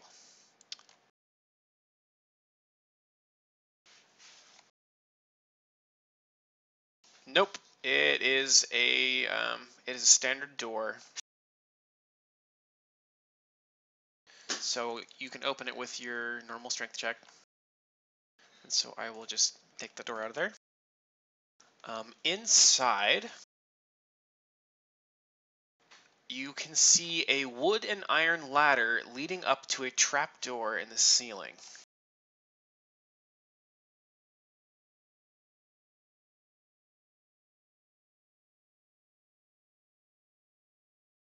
Don't know.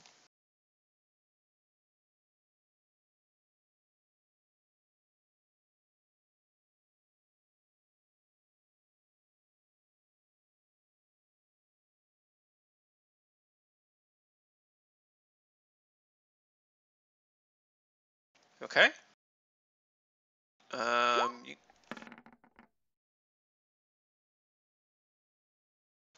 I would actually say it's a climb check.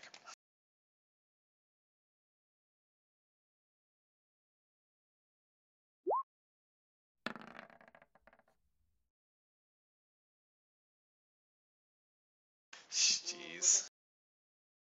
All right, so the ladder's actually here.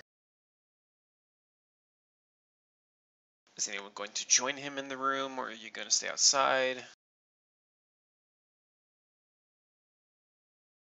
Okay. Okay. So you make it up to the trapdoor. What do you want to do?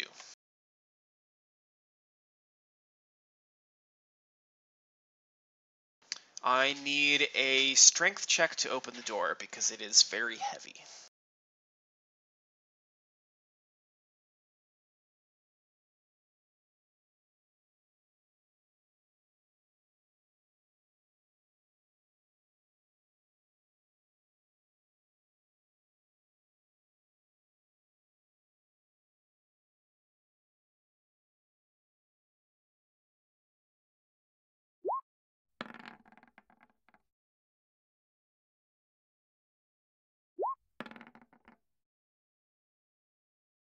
You push the door, but it doesn't budge.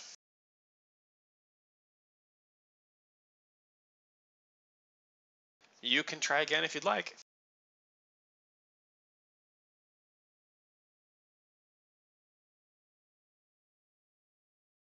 Okay, so you're assisting him? Sure. Oh, Okay, nice. very good. You push the trapdoor open, and immediately upon opening the door, a cascade of rubble pours down. And Yeah. both of the people on the ladder take 3 points of damage. You don't get a save if you're on the ladder. Leopold can roll reflex, though.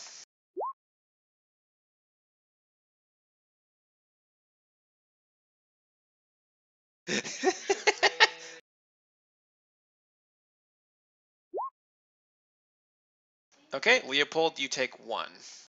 Or actually, no, you don't take any. Nice.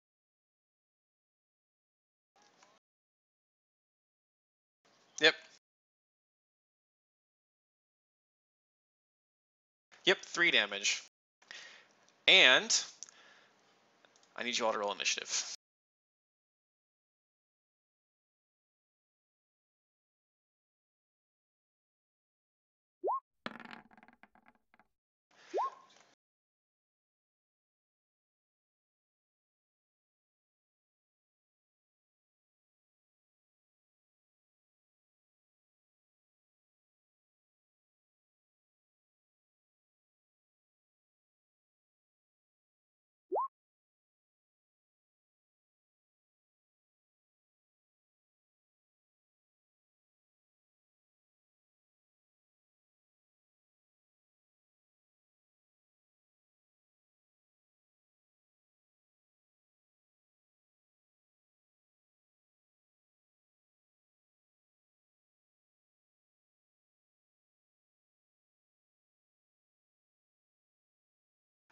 This one is actually significantly bigger than all the other ones you've seen. It's probably 3 times the size.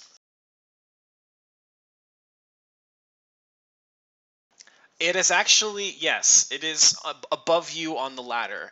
As you opened the door, the rubble came cascading down, and you hear a ominous buzzing sound after you recover from getting smacked in the head.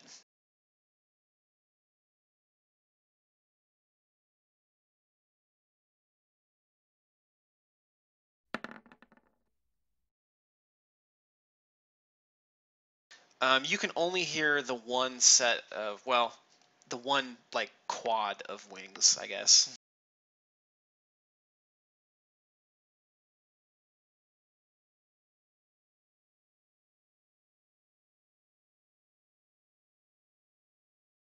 I believe so, yeah.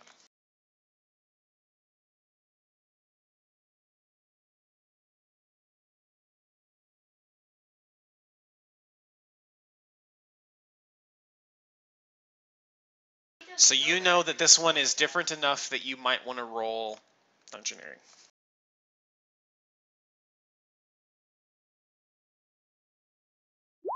No. Okay. You know this is a giant sturge. You can ask me any question you want. No, you can ask me anything.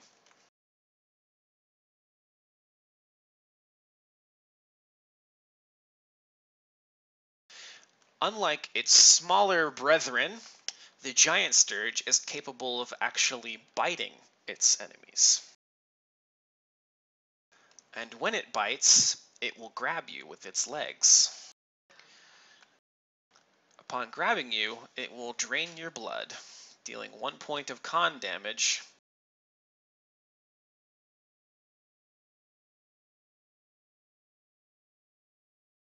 Yes. You also know,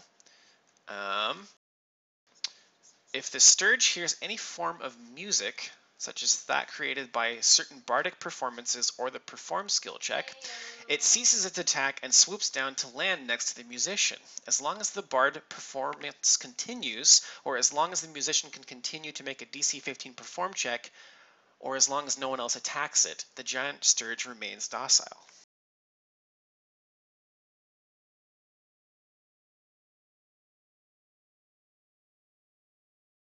You also know that its weakest save would be will.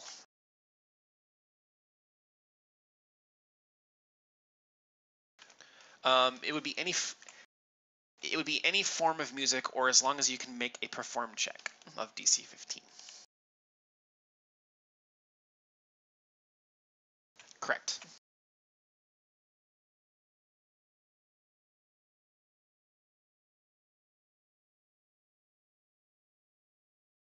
But I think at the current time it's a surprise round between Plea and the Giant Sturge.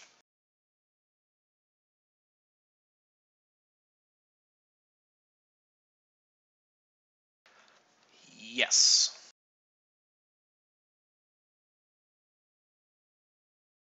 In surprise round you can take one action.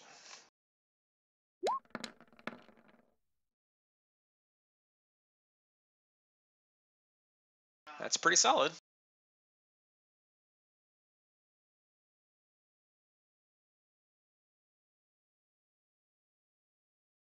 You can tell that it is very angry.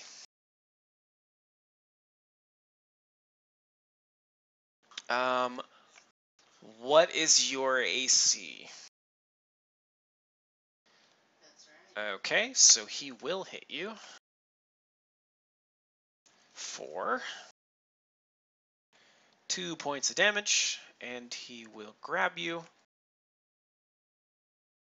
And he will deal 1 point of con damage, and he's now grappling you.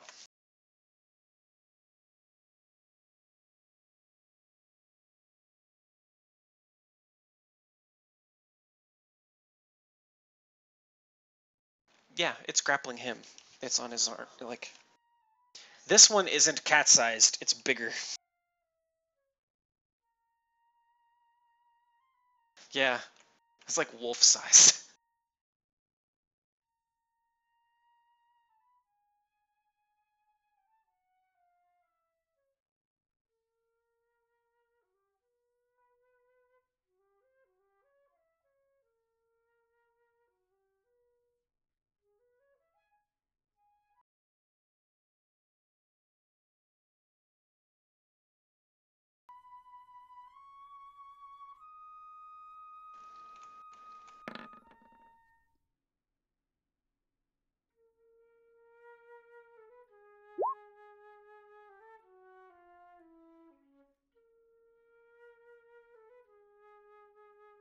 I can hear you.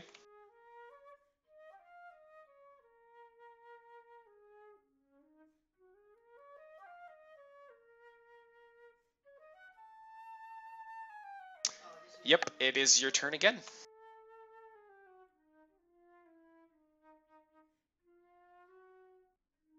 It's -4 dex. And you can take any action that requires one arm.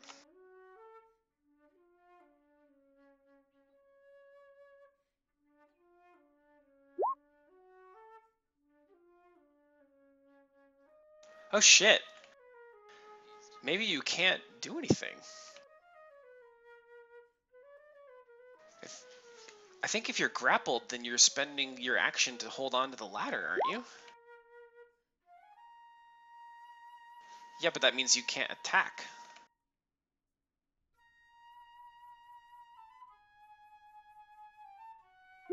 While grappled? Because the rules for grapple say you're allowed to use one arm.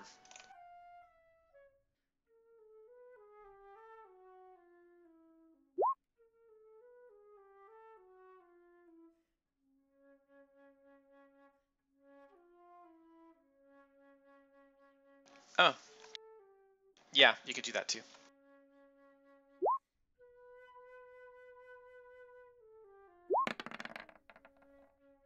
Okay. Let me see what his thing is for that. I think it's higher than 11.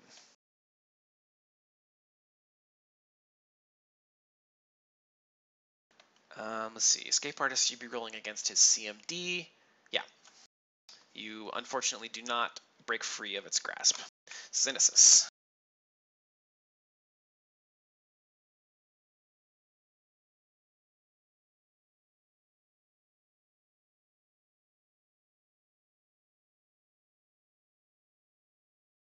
It wouldn't have made a difference.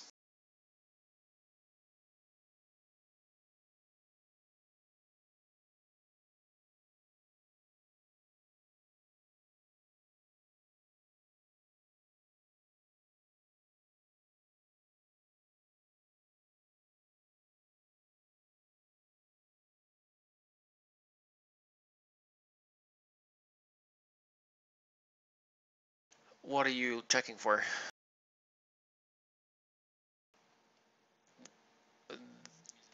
Oh, that was just flavor music.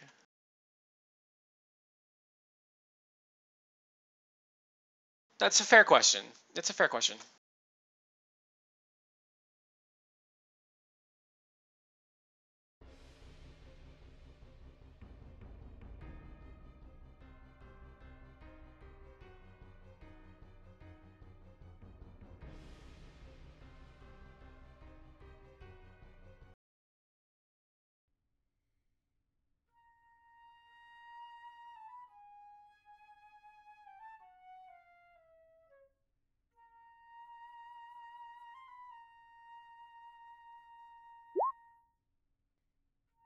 Okay.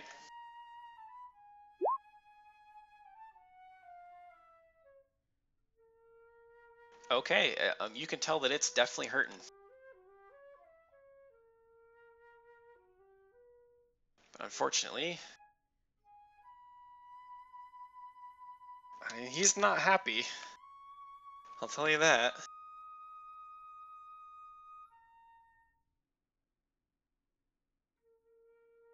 It's like acupuncture. Yeah.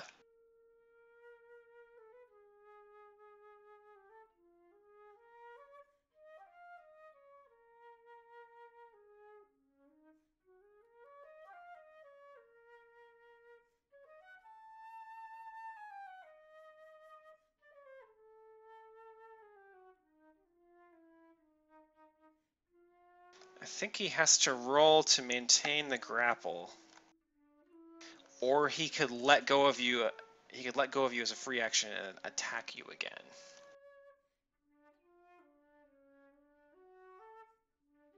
Mm, so he can drain con from you, but he can't. I don't think he can bite you again.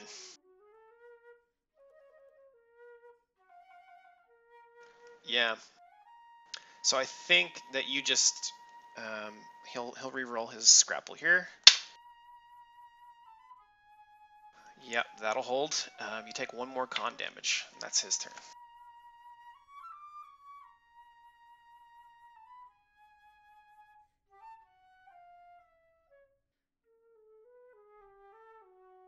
Well, it does lower your health per level.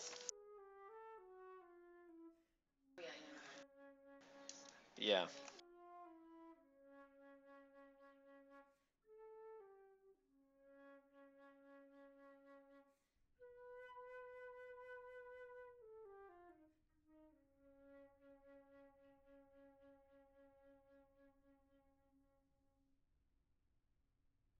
Ilix, it's your turn.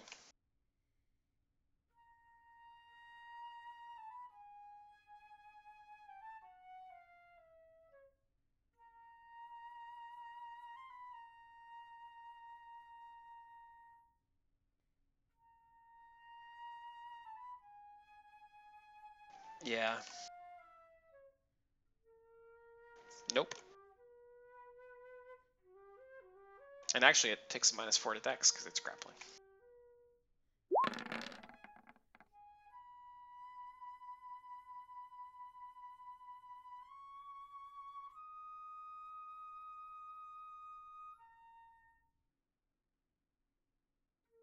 Okay.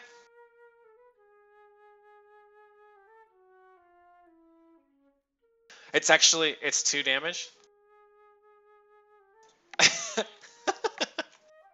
You killed it.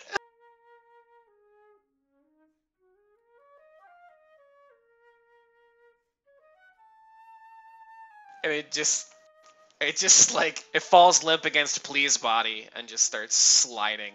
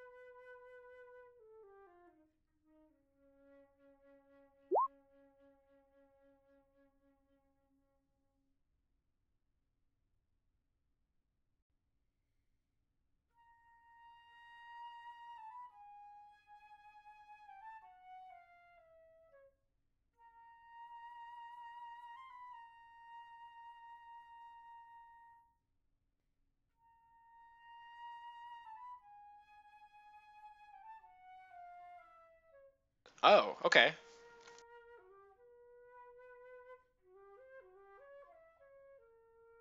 Okay. Area R8.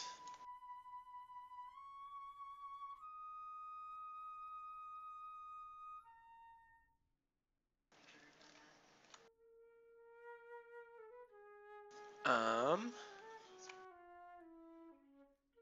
Oh shit, is that a different map?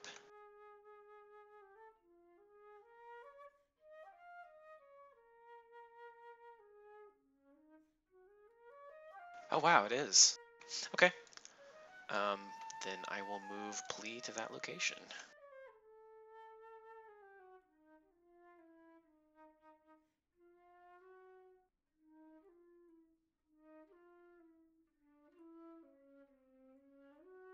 What?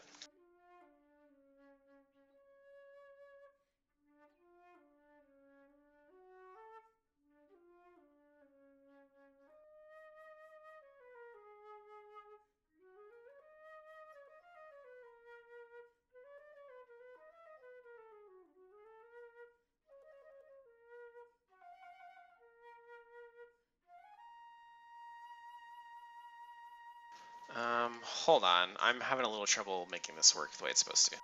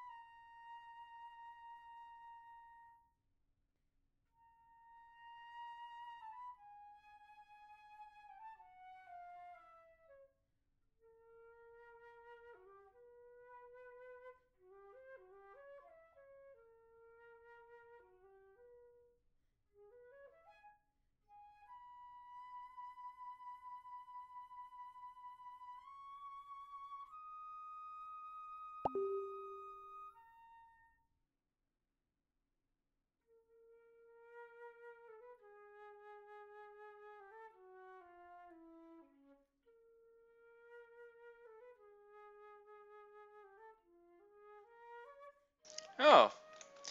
Um, so, please the only one that can see this, because he's the only one outside. The wooden floor of this walkway seems intact, although here and there moldy, sodden timbers sag ominously. An empty doorway to the south opens up into a rubble-filled room at the southern end of the walkway. So you are right next to that room.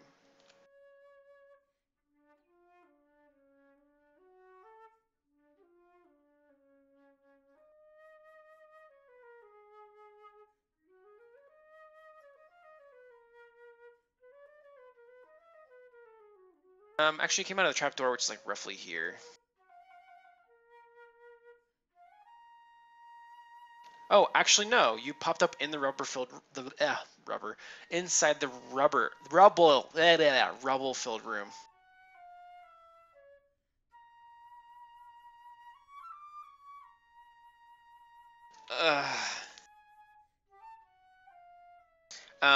As you come up out of the trapdoor, you look around the room, and it looks as though this was the lair of that large sturge.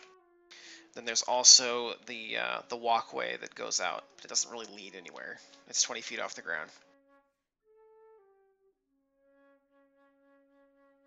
No. Yeah, wasp nest looking.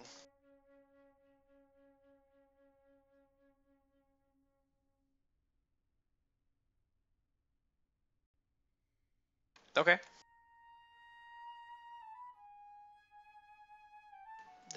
It's a walkway. Nope.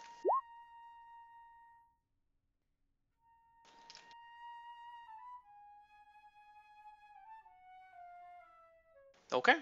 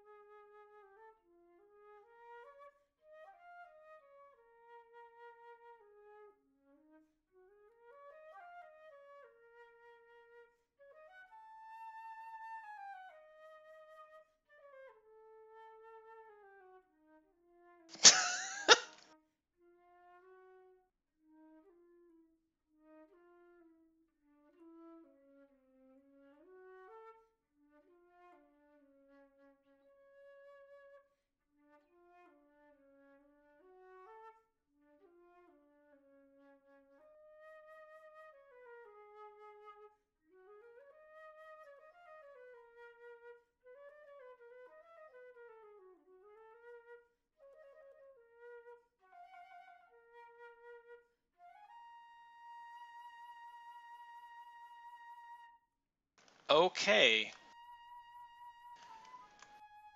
Please roll initiative.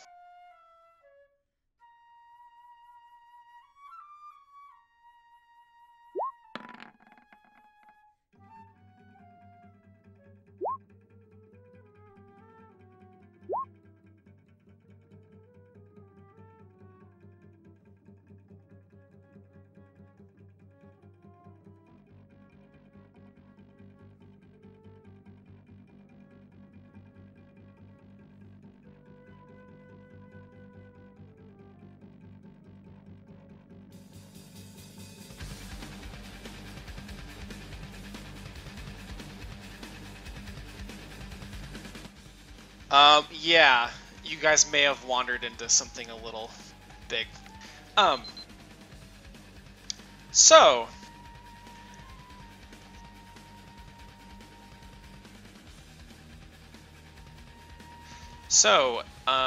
a short time after you wander into the western cell block, you can hear,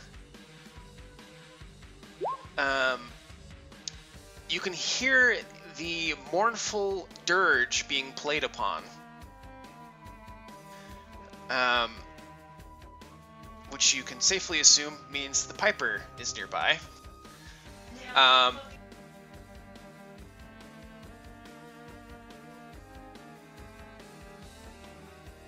And the skeletons in the cells have all animated, and they are now ravenously clamoring against the bars of their cells.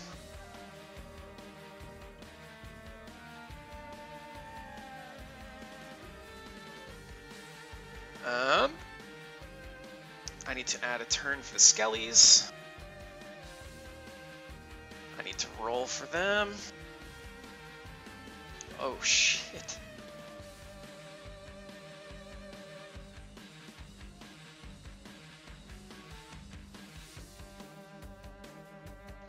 Nope.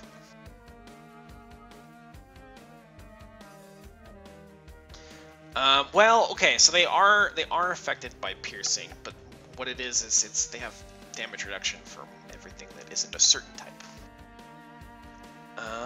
Initiative. Oh, +6. Jesus.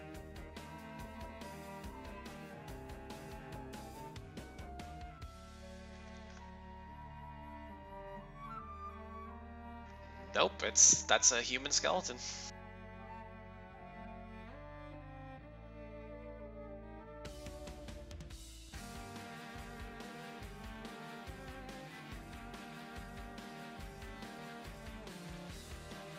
Well, the skeletons are.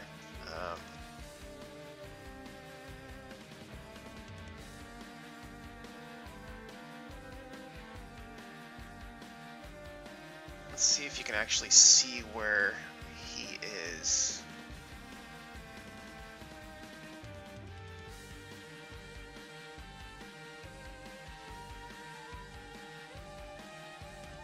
Oh my. Okay. Yep.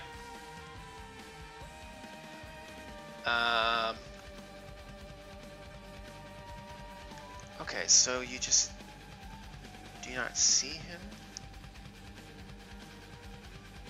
He manifests as a disembodied, mournful dirge played upon the flute. You can hear it throughout this floor.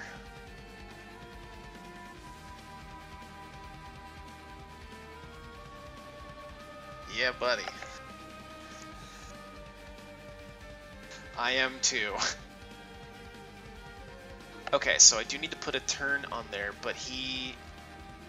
Yeah.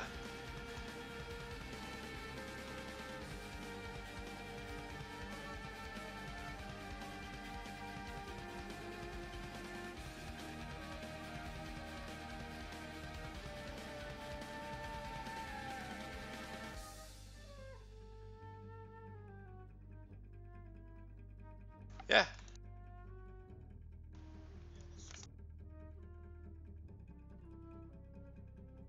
Um...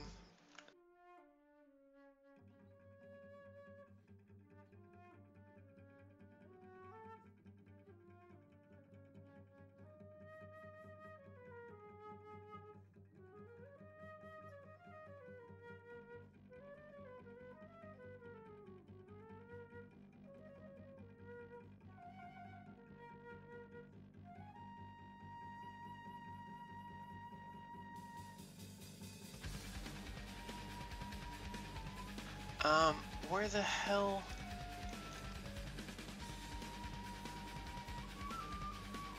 Where the fuck is his goddamn initiative? Whatever, fuck it. He rolled a 19, so he's up there too.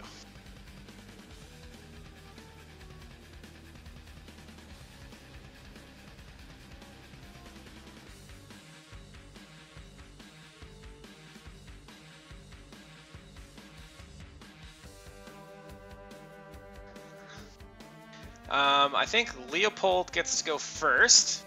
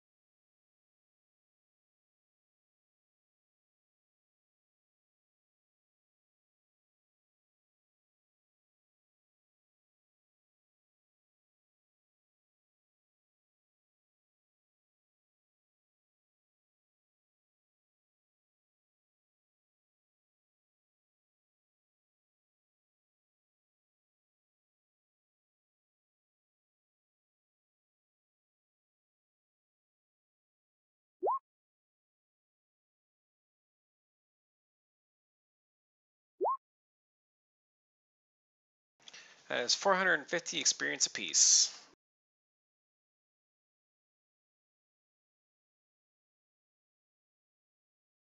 Poltergeist, Sturge, Sturge.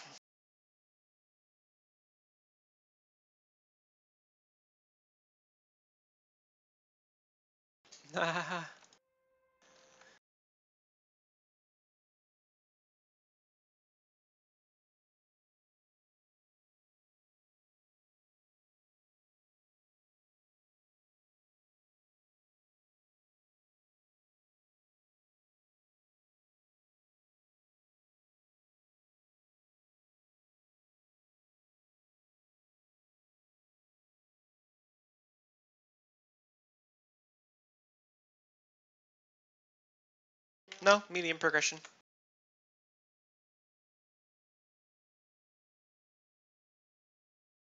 Yep.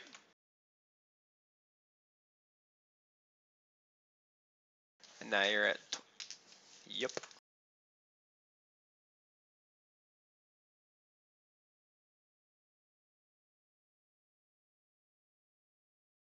Unfortunately, you guys missed something on the first floor that would have really helped you here. No. No, it wasn't the oven.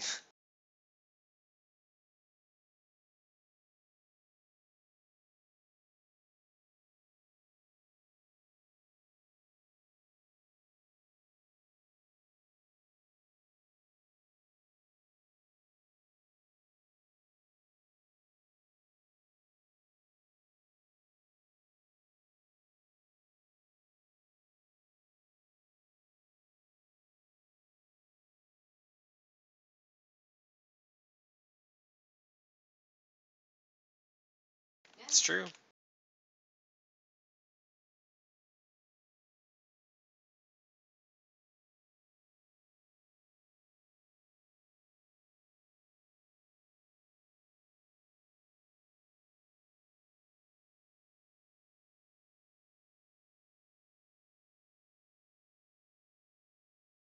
Mm-hmm.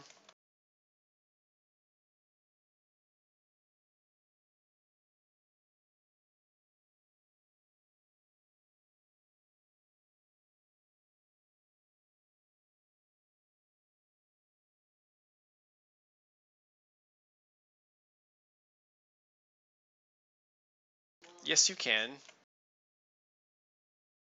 Yeah.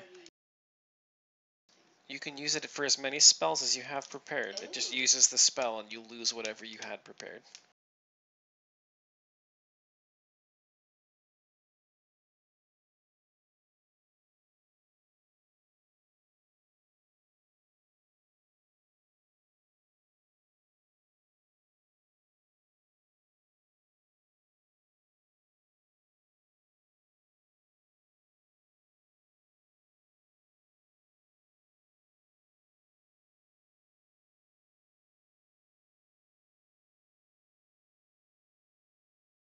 I will give you a hint as to what you guys are looking for.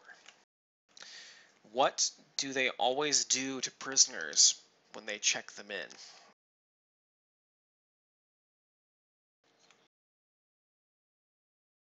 Mm-hmm.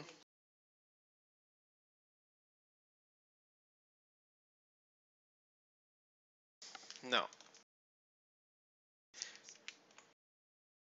No, I'm saying Yeah. ding ding ding ding ding.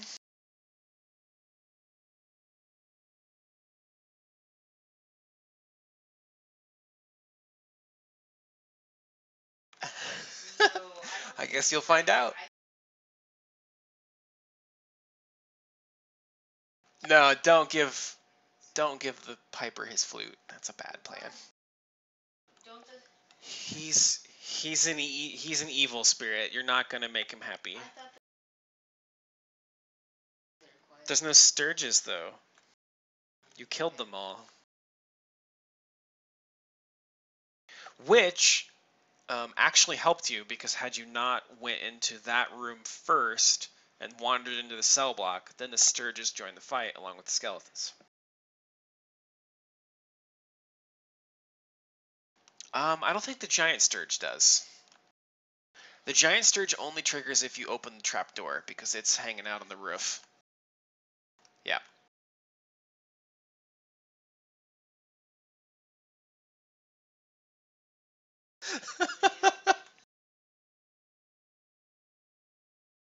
Well, I mean, you found a heavy trapdoor and you didn't ask yourself, why is it heavy? You're just like, push harder.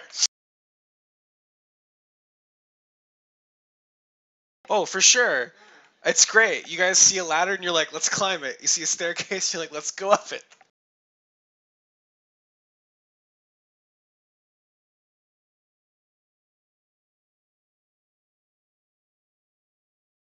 Yeah, that's true.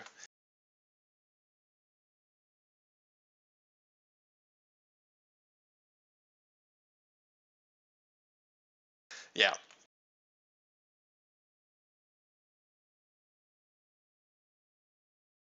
There's a big chunk, yeah.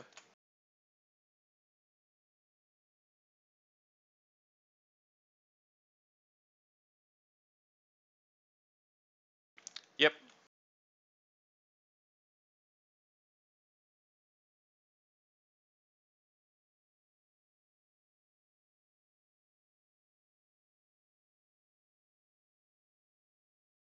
I think you could probably sleep it off. But yeah, they could probably help you out.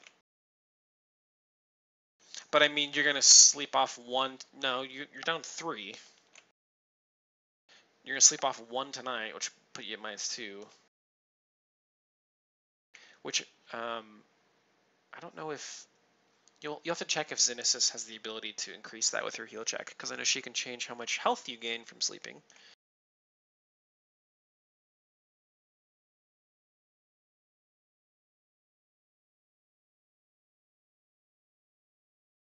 See you, man.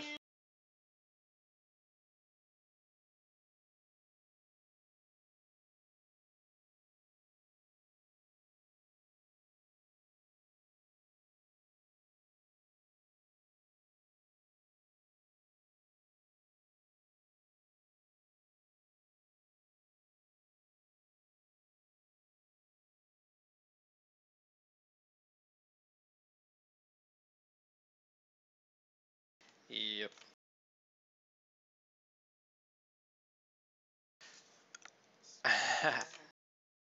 I would be down to play this next week if you guys really wanted to get this fight out of the way.